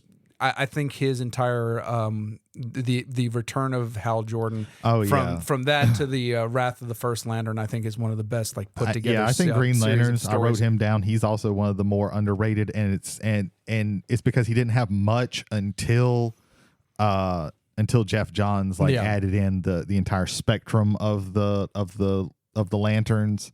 So you've got Sinestro has his own Lantern Corps now, and you've got the Red Lanterns with Atrocitus, and then you've got one of the best villains, Larfleeze, the Orange Lantern, the Lantern of Avarice. So he's the only one. Yeah, of course. the Orange Lantern Corps. There's only one. Yeah, And That's cool. Yeah. Because when it comes to like the DC side of comic books, I never got super into them. Because the one that I was waiting for you guys to mention, I guess it's more Justice League than anything. The first comic book I ever read, besides just like strips and like small panels I'd get from like my cousin Jeremy, was The Death of Superman. And I was like, this guy looks super cool. Because I always love villains. Doomsday. Because I was like, oh, this guy's in a green suit with red goggles. That's dope. And then he's got bones coming out. I'm like, this is fucking nutty. And then it's like, the dude's just like some gnarly beast guy. And I was like, I'm sold. Yeah. And it was the first villain to ever kill Superman. Yeah. Which people were pissed about. Yeah. It should have been Lex. It should have been Brainiac. Well- It should have been like any one of like the people that he's fought over and over and over again. Me personally, it's like, this is the thing that would kill him. Something he's never faced before, has no idea how to face it, and then, oh my God, he gets killed. They made Doomsday much more interesting later on. Yeah. But the only thing it was kind of lazy because it's like, oh, it's just a really strong dude, basically. But again, they made him a whole lot more interesting later because they started adding like to the backstory of like, this is a thing that like is genetically engineered to survive. Like the person who created it threw it into this hostile planet, and every time that it died, he re-engineered it to fix whatever killed it. Yeah, and he just kept doing. They would send things out to scoop up the remains and then bring it in and then try it again. Yeah, all he would ever do, he just did that over and over and over and over again. That's why like Doomsday can't really be killed. He's just going to come back stronger, and he's not going to, have the weakness that he had before. So they made him a little bit more interesting. I think eventually they made it to where he wasn't just like a mindless thing, which actually made it more interesting. I like that when they did Dark Knight's Metal, when they added in the Dark Knights, which are evil versions of Batman who took the powers of the Justice League. The Superman one isn't Superman, he's Doomsday Batman. He takes a Doomsday virus to become Doomsday Batman, and he doesn't become Superman to kill Superman in that world. That's dope.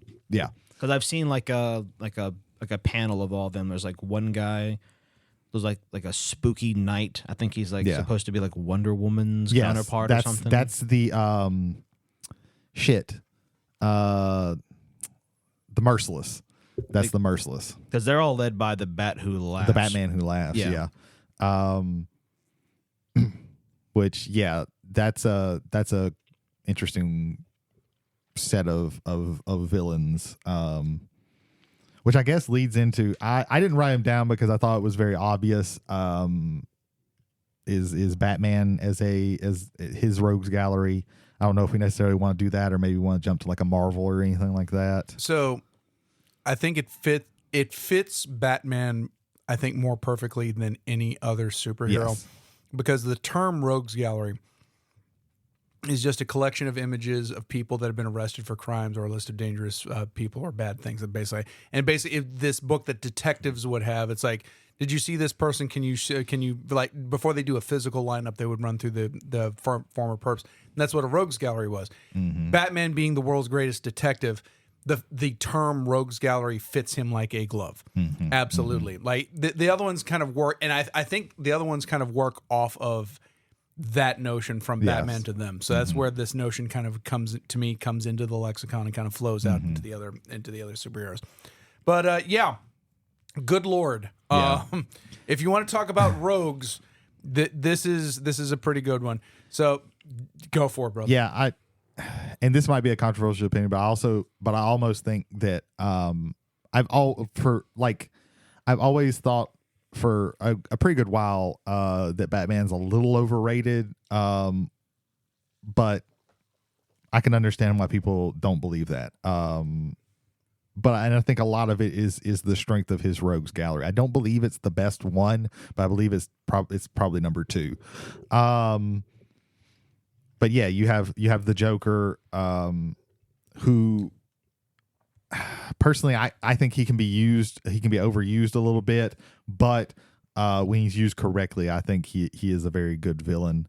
They can kind of be a little lazy with him, where they're just like, okay, we want something bad to happen to Batman, let's just throw the Joker at it. And we'll talk about another hero who I think has that same problem with his kind of quote unquote main villain. But then you got Love Two-Face. Two-Face. Two-Face is my favorite of Batman's villains. Bane's my favorite. As soon as I read The Long Halloween and Dark Victory, Two-Face is my favorite, period. But Bane's really good too. You got Bane, Scarecrow. The more interesting thing about his villains is they all have, like, his villains get thrown in an insane asylum because they all have some kind of mental disorder that they're dealing with. Batman, on the other side, you got Harley, with Joker, you also got the Harley Quinn, who I think has become an interesting character in her own right away from the Joker. Poison Ivy, you got the Penguin. Penguin's probably about the only sane villain that Batman has. I'm sorry, I've been meaning to mention this, so I'm 2 episodes in on Penguin. Oh, okay. I need to watch that. Colin Farrell, the transformation from like Playboy actor, like of the early 2000s, to like the strong character actor he has become has been amazing. I forget that's him. He just like, and yeah, because he's under prosthetics and all that.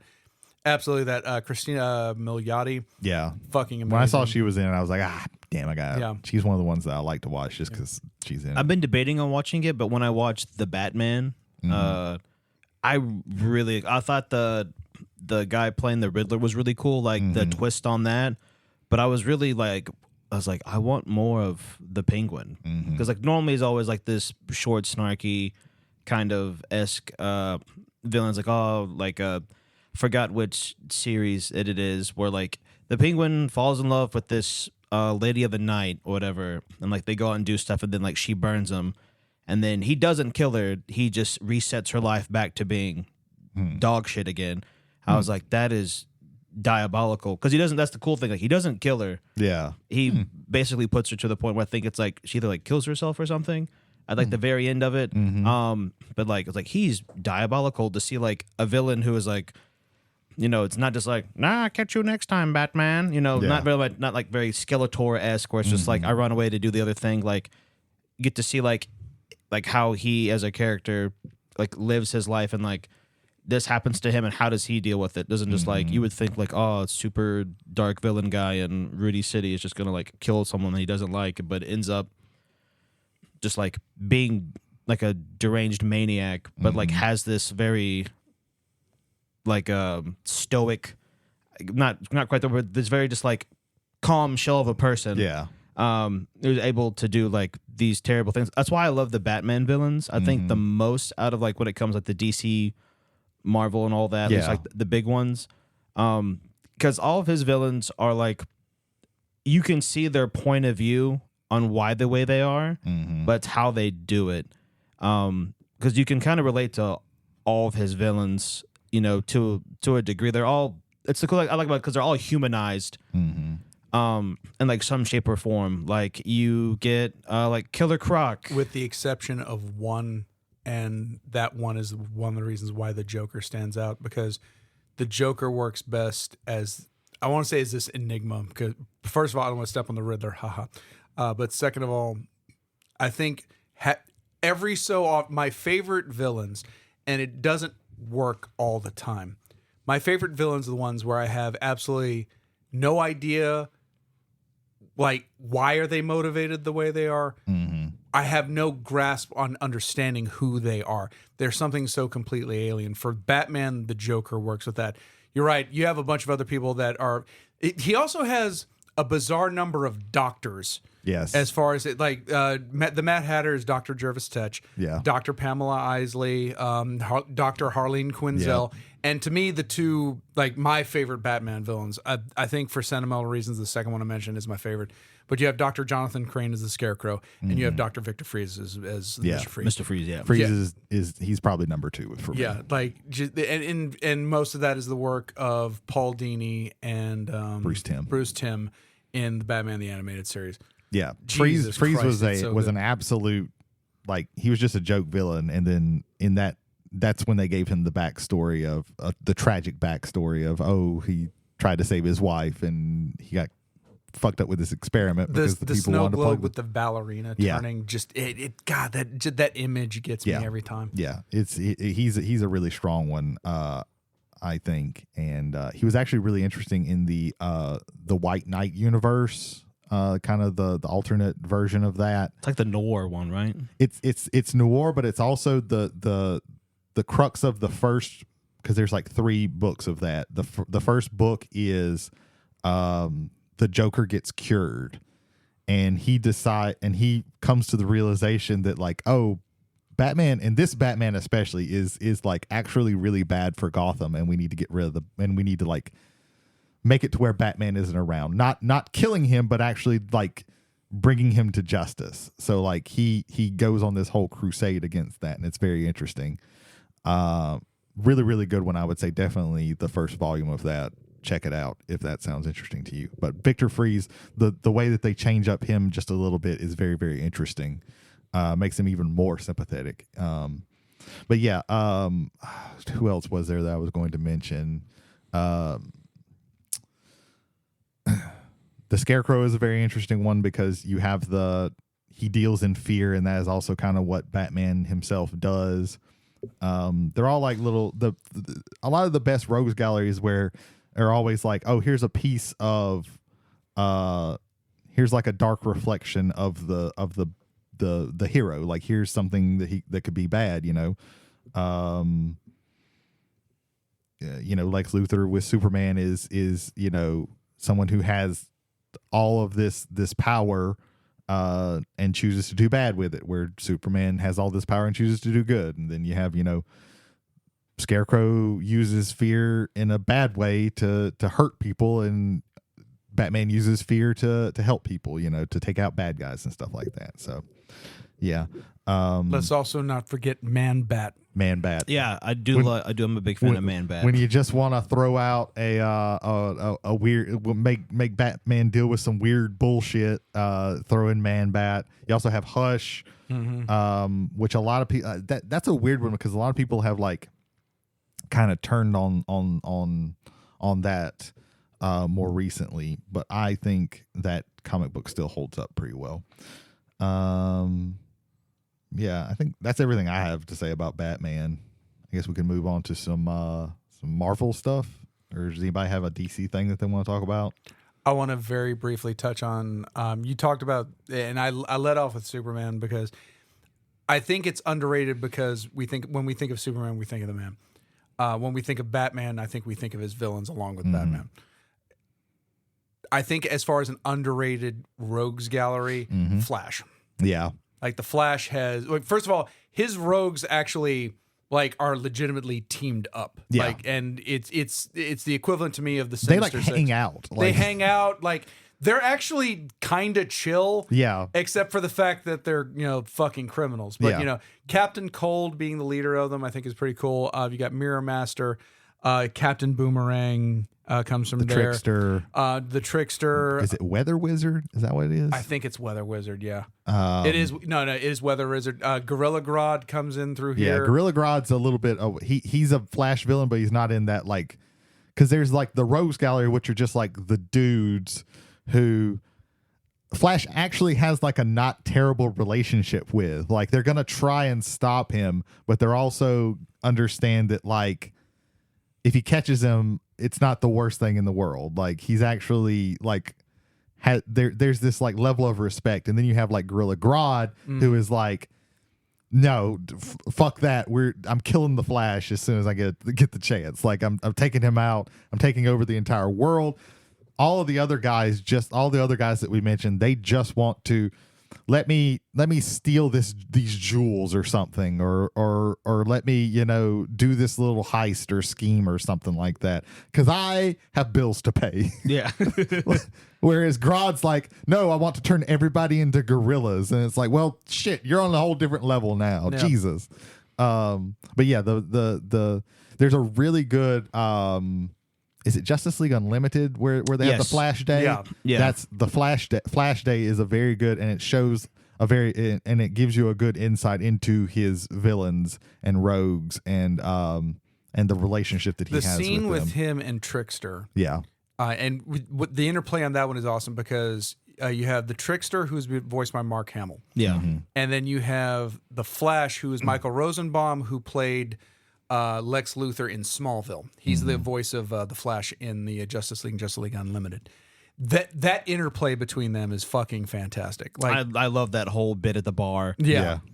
It's like, you're off your meds again, man. You're okay. It's like they got to take you. It's like, I know. Hey, man, I'll catch up with you. Hey, nothing. Batman and Joker are not having that conversation. No, Yeah. None of Batman villains are doing that. Harvey. Him and Harvey would have that weird conversation at the bar where it's a three-man conversation with only two people. I could see that. Yeah.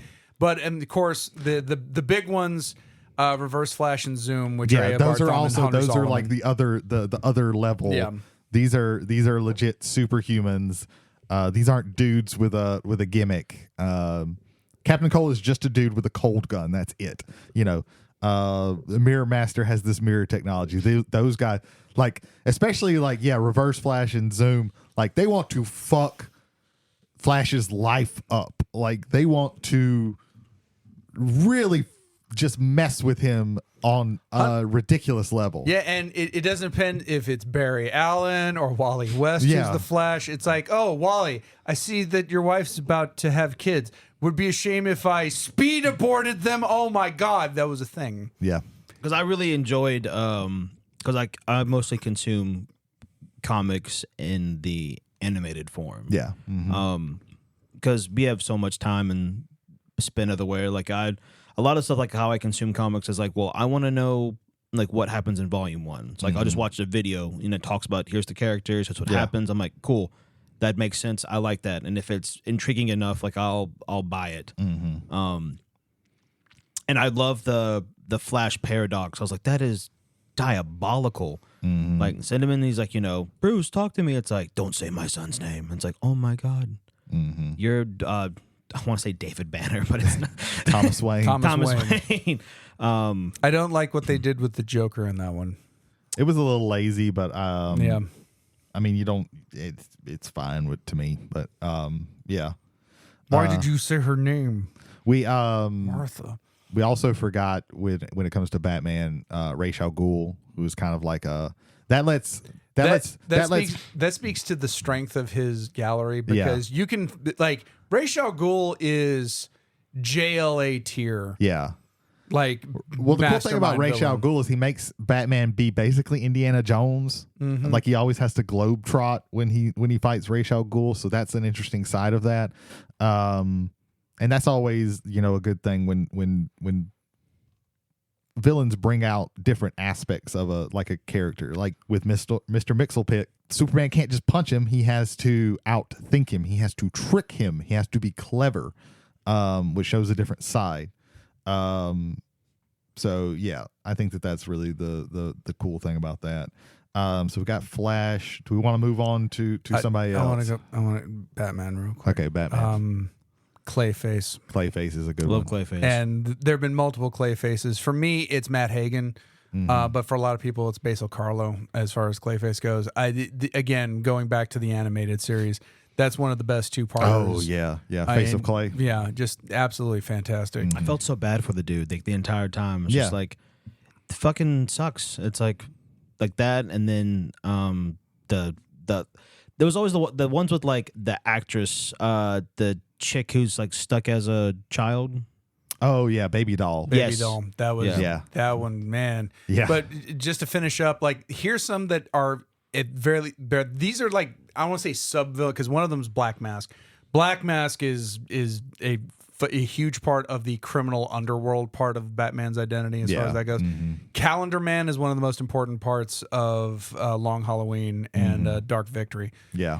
You have Deadshot, which, from the Suicide Squad is more known for now because of that, but Deadshot falls in there. Mr. Zaz, which I think if they used him more and better, I think he would rise up to the ranks on that. But like just a absolutely deranged serial killer. Yeah. Effectively, he's the dude that has all like the marks on his every time body. he kills someone, he does a a notch. Yeah. There's things like that. And I was about to say Doctor Strange. It's not, he is a doctor and his last name is Strange. Hugo Strange. Hugo Strange is another one. Yeah. Yeah. Just Hugo's many... a good psychological threat to Batman. He's not a physical threat, but he's a psychological threat because he's gonna break him down, which is cool. Yeah. Then we've got Condiment King. We can't not talk about Batman villains and not talk about Condiment King. Didn't know that was a guy. Yep. Ketchup and mustard. He shoots ketchup and mustard. He actually defeated Green Lantern using mustard. Yeah. Not kidding. I love that. Yeah. So yeah, let's move on. I want to talk about who I think, in my personal opinion, is like the number one when it comes to rogues galleries, and that's Spider-Man. And I think Spider-Man's is strong because they fit him so well. He does kind of have that problem when it comes to like the Green Goblin is his Lex Luthor, his Joker. I think that they can get some kind of lazy writing when it comes to that, where it's just like, okay, we want to fuck with something, let's just throw Green Goblin at it. But when he's used right, especially in like that early run of like fighting the Green Goblin is the best. But then you got Dr. Octopus, who that's my favorite Spider-Man villain. I think that's the guy who has truly challenged like Spider-Man the most. He's also good at like, hey, let's get a team of guys together and fuck shit up. The Lizard, who brings this personal aspect, because that's Peter Parker's friend, but is also the Lizard.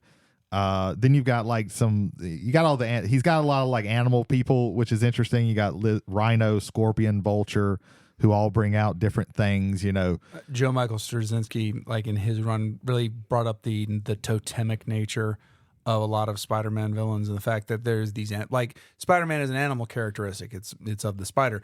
Same thing again, like even in the tech area, you have Dr. Octopus brings up, there's a lot of animal. Of course, one of the ultimates in that, who's about to have a movie come out. I'm not saying I'm cautiously curious about that movie. I'm not even. Kraven the Hunter, which I did not. I always forget this. Him and Chameleon are brothers. Oh yeah. And so Chameleon, which is another spider villain. But so you have all these totem animals, and then you have a literal hunter of animals who is trying to hunt the most, which he comes to think is Spider-Man. Yeah. And Kraven was interesting because he was a joke for a very long time, and then Kraven's Last Hunt happened, and we're like, oh, we can actually, this kind of joke character we can actually do some stuff with. And then he commits suicide with a double barrel shotgun at the end of it, because he wins. Like, he beats Spider-Man. He quote unquote kills Spider-Man. He knocks him out and buries him, and then he becomes Spider-Man and defeats the villain that Spider-Man couldn't defeat in that same issue. And then he's like, well, I have nothing else to do. We're gonna end it. That's crazy. I didn't know. That's crazy. Yeah. You've got like Electro, who can sometimes he vacillates between being kind of a joke to being like one of Spider-Man's most powerful villains. Who's the other electric guy he deals with? There's Shocker. Shocker's kind of a low-level guy, but he can still like fuck you up. Like, those two always threw me off, and I was like, why would you have two dudes with almost the exact same thing? Well, one guy can go into a power and the other guy just has gauntlets or something. Yeah, I was like, that's... he's got he goes back and forth between, you've got like truly powered people, and then you've got people who through some technology have arisen. Like, you know, Scorpion, that's all technology. He has a special suit. Rhino, that's kind of technology, but it was also genetic engineering. All dim symbiotes. Yeah, you got the symbiotes, Venom, and then Carnage being the two big ones. But they've added 100. What, Fury is one of them, I think. Fury, Riot, Poison. You have Anti-Venom. Who sometimes is a good guy, sometimes is a bad guy. Venom is also sometimes a good guy, sometimes a bad guy. There was even a point where the Venom symbiote was on Matt Gargan, who was the Scorpion. So he had Venom Scorpion. So you had Venom Scorpion, but he was Venom. Like, he looked like Venom, but he was just a much bigger guy because of Scorpion's like genetic engineering and stuff like that. That's also when he really got into cannibalism. Yeah. Heck yeah. A lot of people forget this, but Kingpin is also a Spider-Man villain. Kingpin, I think, started as a Spider-Man. He started and then as a just Spider-Man. kind of slowly moved over into Daredevil. Yeah. But no, if you go with the Spider-Man series that ran on Fox in the mid '90s. Yeah. That was literally the person behind. He was all one of of the problems. main villains. Yeah. Yeah, no, like he gave Gargan the Scorpion suit. Yeah. I think he gave Vulture the wings. Things like that. There's a notion of identity with two lines of Spider-Man, because Spider-Man always has the issue with his identity that he's the superhero that is considered a menace because the chief, one of his chief villains. Because when we talk about Jonah, Jonah's a villain not by choice but by kind of misunderstanding. But you know, he's always publishing stories and always kind of this anti-Spider-Man like vein going through there. But you have, especially with the goblins and with the symbiotes, you have this notion of not necessarily who, like with I was going to say this with I was about to say with the Venoms, with the symbiotes, it's not knowing what the mask is going to do, and with the goblins, it's not knowing necessarily who's behind the mask. Because Norman is classically the Green Goblin, but his son has also been the Green Goblin. There have been at least 4 hobgoblins that I can fucking name. And the identity of who the hobgoblin is was actually a major vein in the Spider-Man. In the Spider-Man I always stories. thought the hobgoblin was, what's his name? Harry. No, Harry's the second Green Goblin. Yeah, no, he becomes- hobgoblin. Yeah, hobgoblin. There are 4 hobgoblins. One of them was not Ben Reilly. We don't have time to get into the Clone Saga. Jackal. We'll just leave it at that. Yeah. Jackal. That thing. That was weird. No, but one of the hobgoblins actually wasn't the hobgoblin. He was drugged and mind controlled to think he was a hobgoblin, but actually it was Jason Masondale. But yeah, there have been 4 hobgoblins. And I think even the first one, technically, we still don't know who that hobgoblin was. It's just a dude that looked like Green Goblin, but was hobgoblin. Yeah. There you go. There's also some interesting stuff like with the symbiotes where, like we talked about with Venom just recently, but there's also a short run where the Carnage symbiote actually bonded with Harry Osborn, and you had the Red Goblin, which was a problem. Even more recently, there's a villain called Morlun, which is very interesting. He's basically like a dimension hopping energy vampire. And he feeds especially on like the energy of like the spider totem, which was what Peter had realized that he was. Which then leads to the web of life and destiny and that whole thing. This was interesting because like all of his villains really are mostly like, you know, they're lower level. They're not like super powerful. Like even like Green Goblin, like he's a dude, you can kill him, but he just has a lot of reach and power because he's just a rich dude. But Morlun actually was like a super high level threat. Like he's damn near an Avenger level threat because, you know, he's really hard to like, he's invulnerable, you know, all of this stuff. So like he was a really big problem and it was an interesting thing to see Spider-Man have to deal with that. But yeah, There's Spot, Prowler. I'm trying to think of anybody else. Is there anybody else that were big ones that were missing with him? There's so many. Yeah, he's like Batman, where it's a list a mile long, like and and I think, like I said, the things that they bring out of Sandman. Spider-Man, Jesus Christ. I have him written down, and I just looked over him. But they bring out a lot of like interesting things with Spider-Man. They're very good at, because the whole play with Spider-Man versus Peter Parker, like that's the big conflict when it comes to Spider-Man is sacrificing his personal life because he has the responsibility of being Spider-Man. And it's always interesting how these people, the bad guys, the villains that he has to deal with, always add to that push and pull. Only because he's in Maximum Carnage Doppelganger. The six-armed Spider-Man. Yeah. Demo Goblin. In that case. Shriek. Yeah, that's another one. Morbius is sometimes a bad guy, sometimes a good guy. Yeah. Who's the dude? He wears, maybe it's like Sinestro. No, Sinister. He wears like a big. Oh, black, Mysterio. No, it was like a big black cape. We didn't mention Mysterio though. Yeah, he wears like a big black cape. He looks like a vampire, but he's got like a. I've always just seen like he used to have like an action figure of him. He had like a big block head. It's like big Tombstone, or Tombstone or Hammerhead. Shit. Or are you thinking of Mr. Sinister? Does he have like is the cape like strips? Like it's not a full, like it's not. Yeah, I think so. Yeah. Yeah, that's Mr. Sinister. Mr. Sinister. That's okay. X-Men. Which? Oh, Mr. Negative. Mr. Negative. That's a newer one. That's actually pretty good. Really good in the first Spider-Man game that came out a few years ago. I don't know why we totally forgot about. Almost called him Al Bundy. Born on a Monday, died on a Tuesday. Solomon Grundy. Yeah. Solomon is Batman, but sometimes drifts into Superman. Sometimes drifts into JLA. Like sometimes is a good guy. One of his reincarnations was a good guy. Yeah, sorry about the tangent. I was like, what is that dude's fucking name? He's got a noose around his neck and he's fucking cool. Mm-hmm. Yeah, sorry. No, it's quite all right. But yeah, I think. Does anybody have anything else to say about Spider-Man? We'll move on. I think we're good on Spider-Man. Okay. Yeah. Yeah, I want to talk about this is probably my favorite Rose Gallery, and it's X-Men. This is an entire team. Yeah, because I don't know a lot about X-Men. I know that's like y'all's thing. The only bit of X-Men that I thought was super cool, I'll probably get flamed for it, is there's I just saw the panels. I didn't even fucking read it. I just like looked at them because it looked so fucking cool.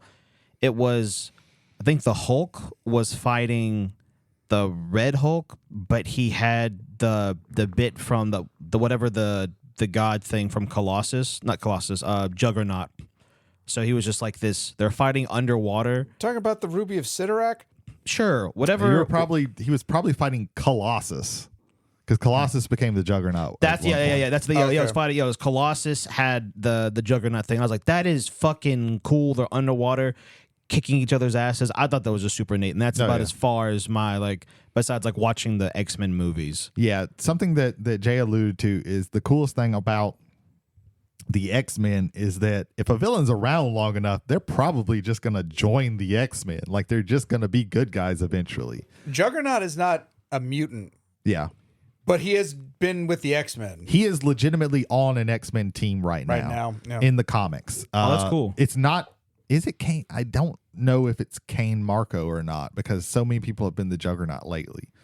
I don't know for sure. I would have to look that up. But I know for a fact a Juggernaut, somebody with the power of the Sidorak gem, is on an X-Men team right now. Same thing with Magneto. Magneto is one of my favorite villains of all time because he's such an interesting, complex villain. And because he is, and it's really cool because he is so closely aligned with just minor, really, truly, when you get down to it, minor differences in the philosophy of Professor Xavier. He was able to be swayed, and now he's been a good guy, or at least a decently good guy for a pretty good while lately. I think he's basically Professor X right now. This is all after the fall of Krakoa, which we don't have time to get into that. Yeah. Because I think he's paralyzed and on a big chair now. But yeah, you got Magneto, who is really interesting because he kind of wants the same thing as the hero team, but he just wants to go about it in a different way. I always love the interplay between him and what is his like group called? The Brotherhood of Evil Mutants. I thought it was something fancy. I've been told, I don't know the veracity of this necessarily, but I was told that initially it was going to be called the Brotherhood of Mutants, and they forced them as an editorial to put the word evil in there. Mm-hmm. That makes sense. Because they were concerned that they wouldn't think they were evil unless we told them they were evil. Yeah. And that's just if that is true, just a little seed for in the around back of that your time, head. that makes sense. I always love the interplay between those two. Is like the difference between him and Xavier and the X-Men was like the means justify the ends and the ends justify the means. Mm-hmm. I always like like they're the two play between those. I always thought that was like super neat. It's like, well, who do you side with? Because I used to watch the cartoon and stuff. I was like, oh, they're the good guys, and I was like, but the bad guys are also kind of good. I was like, they have a point. I feel for them. It's like I've always gravitated towards villains. And I was like, well, they're cooler. Yeah. I was like, dude, Toad's cool. Fucking wait. Look, I'm the biggest Frog fan in the world. Toad is not cool. I think that's cool. That's part of the reason why I think he is such a good villain, and it's explored way more in Earth X. I think Earth X. Yeah, where Magneto loses his powers to Toad, and like Toad treats him like shit because he's always been treated like shit. Yeah, and so it's very weird to see that dichotomy because it was like okay.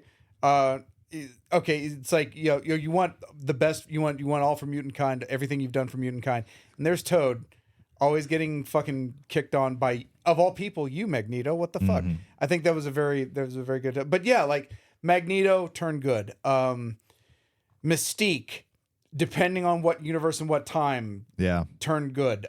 Technically, all of these villains have been good at one time because they were all on the island of Krakoa. Yeah. Even Apocalypse. Emma Frost. Yeah. Emma Frost is a big one. She changed, like, she's still her, like, and what's good is, like, they still retain their set. Like, she is still kind of a bitch.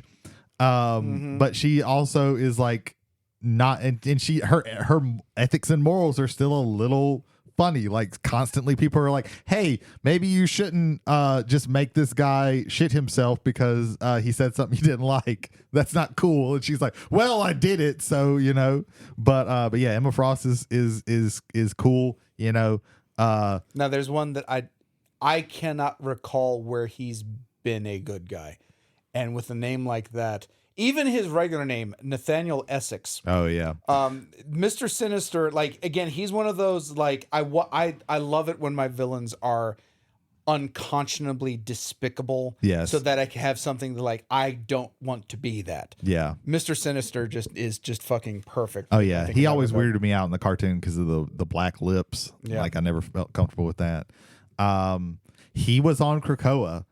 He was technically on the good guy's side for a little while. I think he was one of the main reasons that Krakoa fell. Yeah. But he was on their side for a while. Yeah, that's the guy. Yeah. Then and that's just like, Apocalypse, a huge level threat. There were the few, like, that their Rose Galleries have, like, alternate timelines where they rule. Like, yeah. Because you've not just got, here are the bad mutants or whatever. You've also got, here are the humans that just fucking hate them and want to kill them. You've got the Purifiers, the Friends of Humanity, William Stryker, who I think was the leader of the Purifiers. Yes. Bolivar Trask, Bolivar the creator Trask, of the Sentinels. Bastion, the Sentinels, Nimrod. Nimrod. Man, I love Nimrod. He's Nimrod the big head cool. dude in the chair. No, that's Master Mold. That's Master Mold. You're thinking of MODOK. MODOK, yeah. Yeah.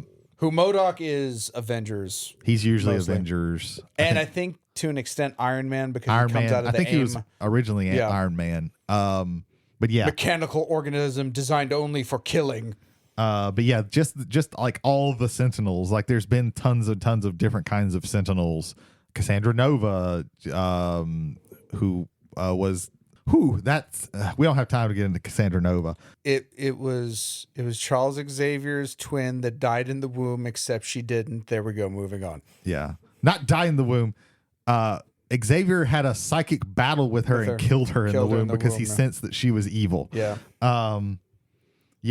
We've got Master Mold. Then we got like a whole bunch of time shenanigans because we got Strife and what's it called? Cable, the Mutant Liberation Front. Yeah.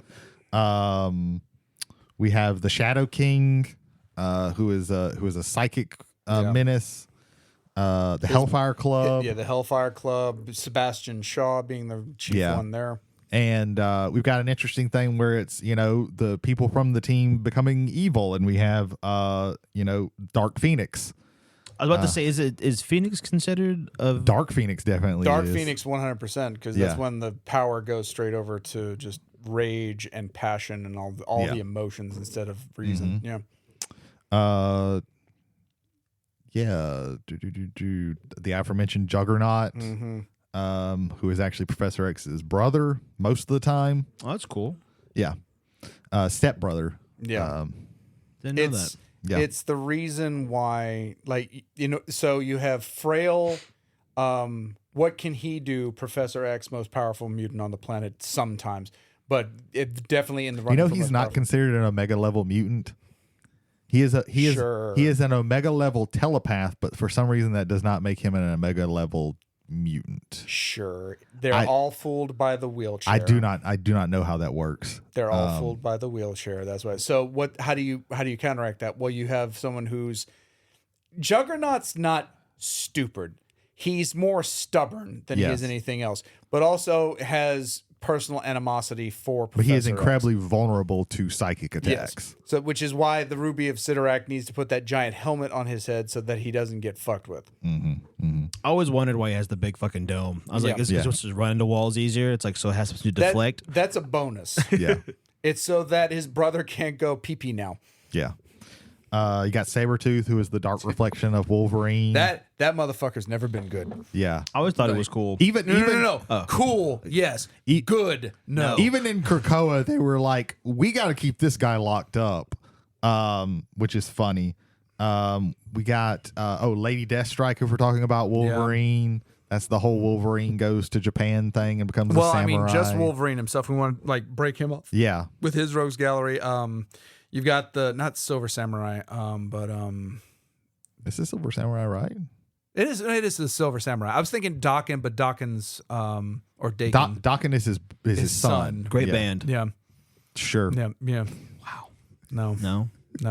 Sorry, man. No. You tried. Foul out to the catcher. Mm-hmm. So, but there. But you got that. Omega Red. Yeah. Jesus Christ. He's got the weird ponytail and the whips, right? Yes. Yeah. Mm-hmm. And is Russian as fuck. Yeah. I'm hip. They've got a lot of, since they're a team, they can often take on a team. So you have the Brotherhood of Evil Mutants and things like that. And like I said, what's really interesting with them is they have kind of two sides. You have the superpowered people, and then you have the people who are just mutants are gross. We have to kill all of them. So you have all of them on that side. So you have different, and then you also have these humongous level threats like Apocalypse and things like that, who have Apocalypse, Strife, the Dark Phoenix, we've already mentioned. Yeah, they sometimes have to take on the world beaters themselves. Asteroid M. Yeah. The more I think about Asteroid M, the more I think it's stupid.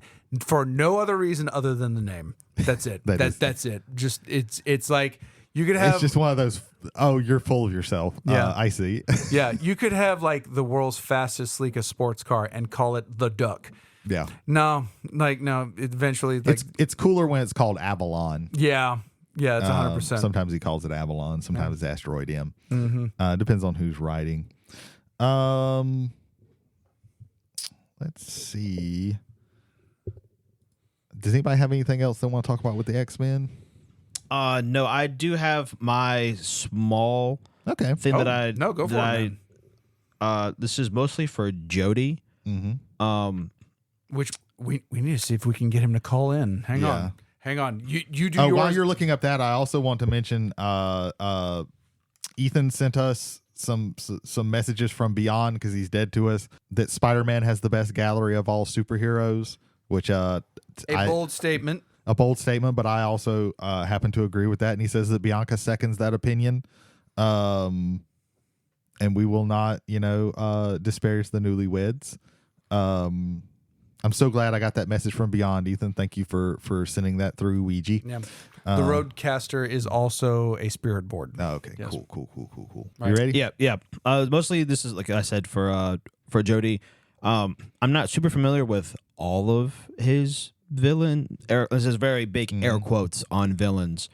But in my youth, I was obsessed with Spawn. Oh, okay. So like, you know what? Let's feature it because honestly, I will say that you had. I was about to call him Todd Rundgren. What the fuck? not Todd McFarlane. But not Todd McFarlane. That is so far away. Jesus Christ! What the hell? Only their first names. Only their first names. God damn it. Sorry, JT. No, you're fine. This is good. We need to talk about somebody outside of like the big two. Yeah. So you have like Billy Kincaid, who is just like the serial killer, but like deranged and awful. I was always hooked into like what? No, I'm listening sorry. intently. You made a face. I'm sorry. It's my listening intently face. Jesus. And then you have like Malboja and like the whole like army of hell that Spawn has to deal with. And then you have like the Violator, which everyone knows is the clown. The clown. But you also have there's the Violator, the Vindicator, Jody's gonna fucking murder me. I think it's the Viscerator's the other guy. There's a couple of dudes with V's. But my favorite part about, at least from like, and I love the Spawn movie too. Fucking flame me for that. I'll go out dying on that hill. At the time, the Spawn movie had the most visual effects in any movie in history. At the time, I thought it was the coolest movie ever. I have it on Blu-ray. I was also. It was like so good. 13. When Spawn goes to hell for the first time, the people who made the video game Limbo of the Lost stole that scene and put it directly into their video game. Fuck yeah. That is funny. There's a scene in the movie where I always fuck the dude's name up. John Leguizamo. Yeah. He has like you've heard of the Violator, the Vindicator. You've heard of the Vindicator. The Vibrator goes, the Vibrator, but I'm the Violator, and then he like transforms into his big thing, and also, and then he turns into fucking Alien. Yeah. And also, and then the Spawn animated series, such a short-lived. Yeah, that was so fucking good. My favorite part from that is whenever he transforms into. I wish I knew who the voice actor was for him. But he transforms into his demon form, and there's a part where he beats the fuck out of Spawn, and he's like on his back, and he's like, he just got his powers. He's like, get with the fucking program. But like the way he whispers it, it was like, ugh. It was beautiful. Yeah. Then you have Chapel, which I think is a really cool villain that Spawn has to deal with because it's like one of his old war buddies, but has like intense PTSD. You also have, I think the guy super cool, Overkill. One great fucking name. He's a big souped up cyborg, tons of guns. Yeah, goes crazy. He fought a lot of Image people. Like I think he was in an episode in an issue of Young Bloods. And then of course Jason Wynn, who was like his Lex Luthor, the guy over this CIA. Yeah. And I can't think of the fucking chick's name, and I don't see it over here, but she's like business secretary woman by day for Angels. But she's like Angela. I think yeah. She's now in Marvel now. Oh, sick! Because she's like because she kills Spawn. Like her earrings are like is like the crest that they use to do their thing. Yeah, she's got just a big old set of hoop Spawn. She's she's Thor's sister now. Yeah, crazy. I didn't read a whole lot of the Max.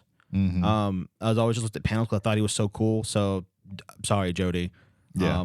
But I'm trying to pull him from the ether now. Oh, okay. Yeah, that was just because I know it's kind of like left wing out of. Yeah, I mean it's cool. I was just too lazy to look up anything outside of Marvel and DC. That's why I didn't bring any of those. Well, they're the big ones. I mean, that's what most people think of them. Yeah, when you think of Rose Galleries, you're probably going to think of one of those two. But I think another underrated one while we're waiting on Jody is Thor. Well, I mean, you have the classic, like actual classic, like Asgardian, like the Pantheon and their enemies, and then you just have stuff from the Hello, Jody. Can you hear me? Yes, sir. Yes, sir. Okay. Well, okay. Good. You're live on Travelers on the Omnibus, recorded.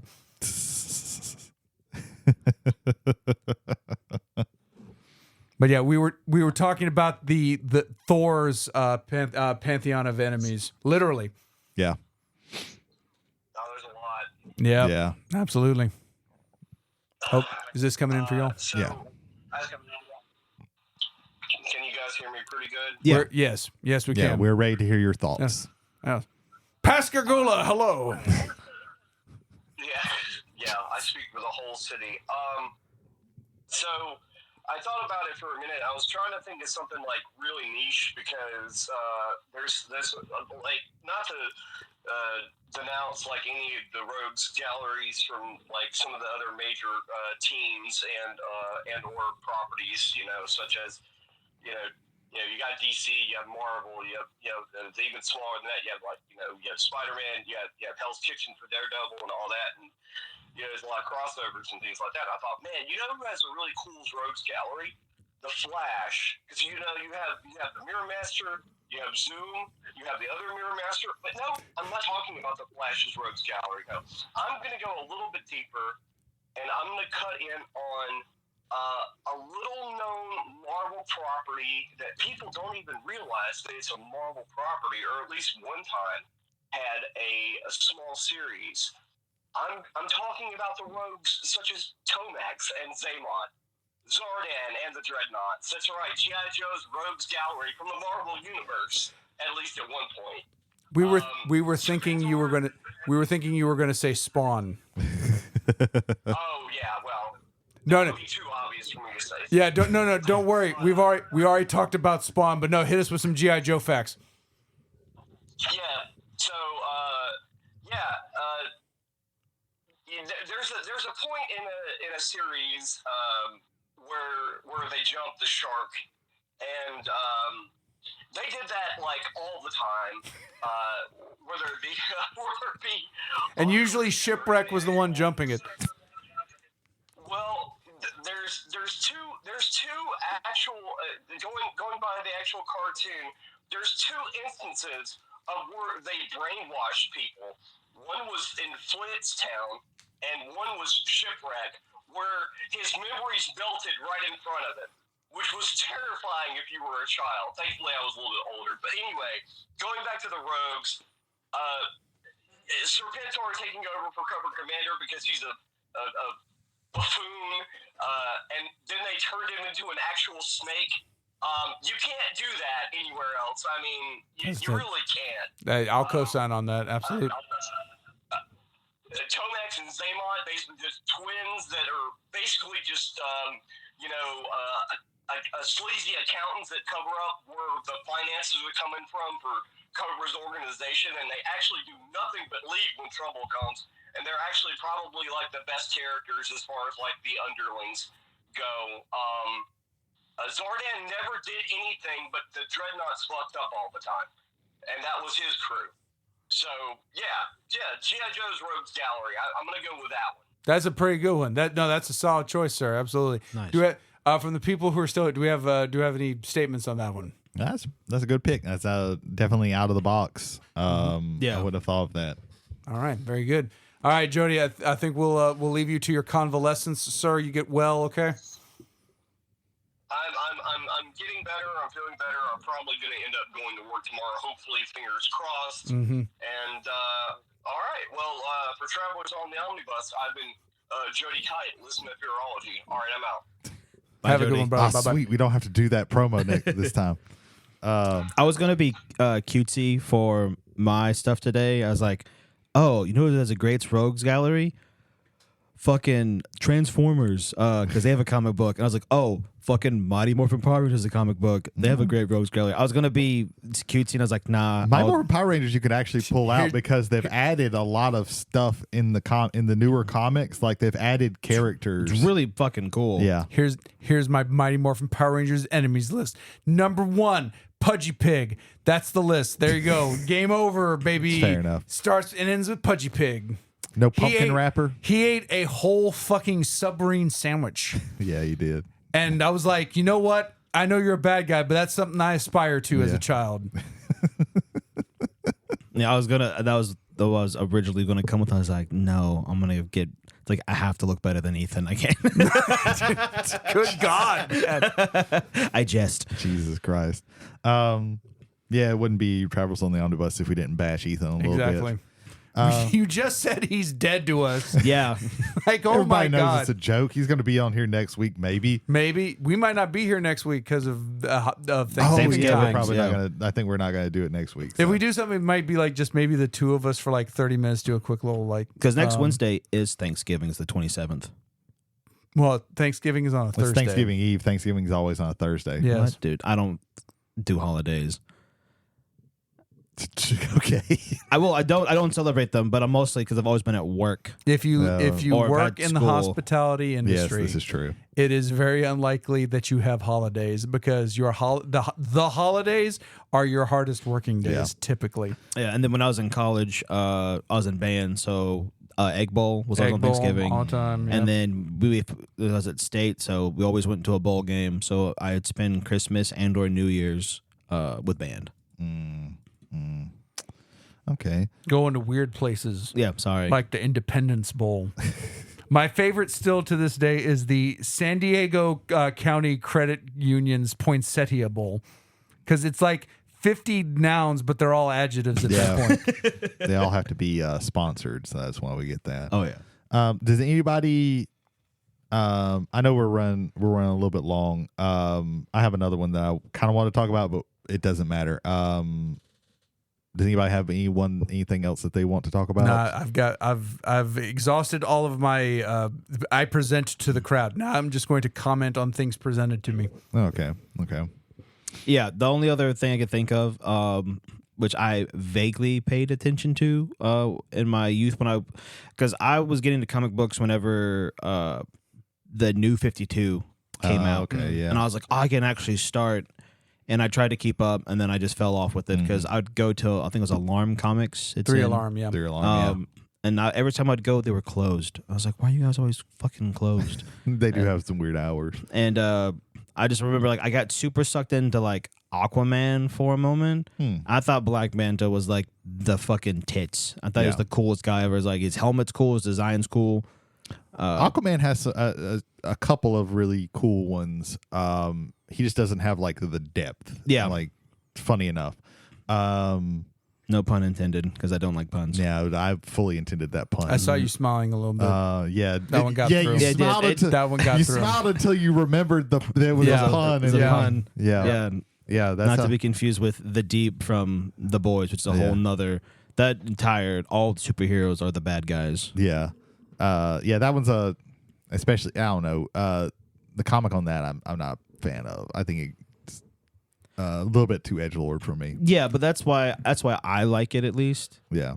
The Is TV show is not bad. I haven't watched it in a couple of seasons, but it's the way that it doesn't follow the comics is awesome. Yeah. Because like it's now where I don't know what's going on, and I'm like, oh, they could be introducing this character, and like one of the girls at work, and she's like, she's an older lady. And she likes watching it, and she's like, JT, shut the hell up. Don't spoil it for me. I was like, sorry. I was like, well, in the comic books, he's already dead. And she's like, I don't care if they might kill him later. Fuck you. Don't ruin it. I'm like, sorry, Terry.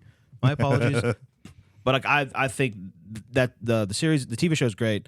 I do like the edgelordiness of the comic books, just how every superhero sucks. Yeah. So yeah, I think that's about it. Anybody have any final thoughts? I think we talked about this because like I said in the beginning, a superhero is really like they have to have decent villains or they're not going to go for very long. if you only have like one or two that you're really gonna hang on, it becomes harder. That's why I think like Aquaman is mostly seen as a Justice League guy, because he just doesn't have a lot of people to go against. Whereas there's always going to be 3 or 4 Batman comics going on at the same time, because you can do so much with different villains of his. You can always put him through the ringer in a different way. But yeah, I think hopefully we talked about your favorite ones, but if we didn't, let us know. Write in, send a carrier pigeon. We'll to find travelersontheomnibus at gmail.com. Yep. Faxes. Yeah. Our fax number is travelersontheomnibus at gmail.com with one L. Yeah, that's the most crucial part. Whenever Jay said that, he said that, I was like, yeah, holy fuck, he's right. I think I've told the backstory behind that one, but I'll tell it again. I always thought Travelers was 2 L's. Same. It is classically 1 L. As far as the dictionaries cares. I think it's part of our southern dialect. We go travelers, traveler. We add an extra L instead of. And to be honest, if we missed your favorite rogues gallery or your favorite villain out of one of these rogues galleries, maybe it's because they weren't good enough. Rethink your life choices. That's the typical Brady. I ain't give a fuck about you at the very end of things. Mostly, every once in a while. So yeah, I think wrapping up, we're just gonna start with our plugs. JT, you get to do a plug. Yes, I want to plug Jody L. Kite. He has the one Fearology. I know he did it, but he's also going. It was through his telephone. You're making us do extra work. Yeah, it sucks. You better take whiskey and wrestling. Where he talks about horror movies and horror things related. I'll do another one. There's mine. Which is the Bearded Drums podcast. We are on all major platforms. We do a live talk show. You can find all the old recordings on YouTube and listen to them on all podcasts if you prefer. But I would say watch the YouTube videos, because we have user submissions that we do at the beginning of every show. So if you want to see projects that people are working on, Mike Malone posts a lot of his gigs and stuff through there, and also his YouTube channel and everything with all the ground he's been gaining. So I would say check this out on YouTube, preferably. Okay. Yeah, Whiskey and Wrestling. You heard them talking earlier. So if you like to hear more of them talking, check them out on podcast places. Whiskey and Wrestling with Reality. Okay, there we go, man. Now, see, I'll do the completed podcast. Christopher I don't Vega. know that one, so you're going to have to. Yeah, Christopher Vega, Brandon Scott Tanner, Brandon Smith, bringing you news and views in the world of competitive Magic, along with some of the, in my opinion, best interviews with Magic pros that I've ever had to get to sit down to. I don't like Commander. I don't like the Commander format. I've beaten that dead horse. I'm going to stop it right there. I still love Standard. I still love give me 60 cards, 4 copies per, except for lands and whatever's on the restricted or ban list. Give me something that can work with that. What is the meta? I enjoy those things. So hearing those boys talk, I really appreciate that. So yeah, that is going to be the completed podcast, again, available on all major podcasting platforms. I do believe they focus primarily on Spotify. I'm glad you did that one, because Ethan's dead, so he couldn't do it. Some of the Ethan spot on that one. Hold on, wait a minute. I will summon Ethan from heaven, and he will do the next one. Macknard Gaming in Goshen, Mississippi. Oh no, he's in hell. Oh shit. He's in hell. Macknard Gaming in Goshen, Mississippi. Owner and proprietor Cameron Spanier, the God Emperor of Gaming at Macknard Gaming in Goshen, Mississippi, bring you all of the best in gaming goodness. Show up in the next couple days, because they put a bunch of Arkham Horror, the card game, on clearance, and snatch that up before somebody else snatches it up for you or without you. And if I already had the base set, I would get some of it. Yeah, it's solid. Yeah. So yeah, that is Macknard Gaming. They've got a lot of party games in this week, and they also have Lord of the Rings Duel. This is a good season for party games, because you have Thanksgiving, Friendsgivings. They're going to be going off. You're going to have parties everywhere, Christmas parties. I think that's pretty cool. There was a really cool party game that I saw in Target that I wanted to get called Mixter, but you have to have Spotify for it, and I don't have Spotify. But basically, like there's a QR code, and you scan it, and it takes you to Spotify and plays a few seconds of it, and you have to like put it in a timeline. I respect that. I think that's pretty cool. It seems pretty cool. It's just I don't have Spotify, and I would be the one, bringing the game to different places. And I'm not going to get Spotify for a party game. So yeah, no, that's fair. 100% fair. But yeah, I think that's it. Is there anybody that we're missing?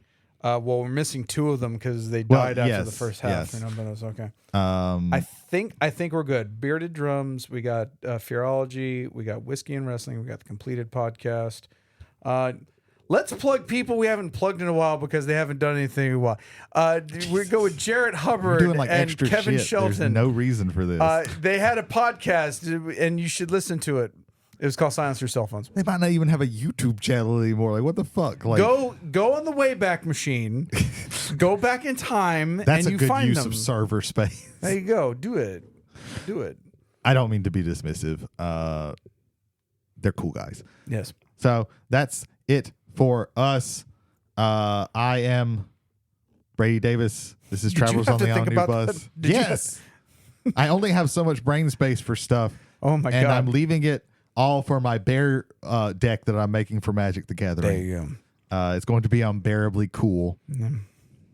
Bear with me as I start playing. Yeah. By the way, I'm James. Shit's going to get grisly. I'm James McCarthy. And I am JT. Yep. And then we just talk over. Jody made this. I know. Yeah, Jody made the intro and the outro. I always want to bring that up because I like this just slow mosey of a bus going off in the tracks, like in Nightmare on Elm Street 2. I'm going to kick some Cody ass with that deck. Bears.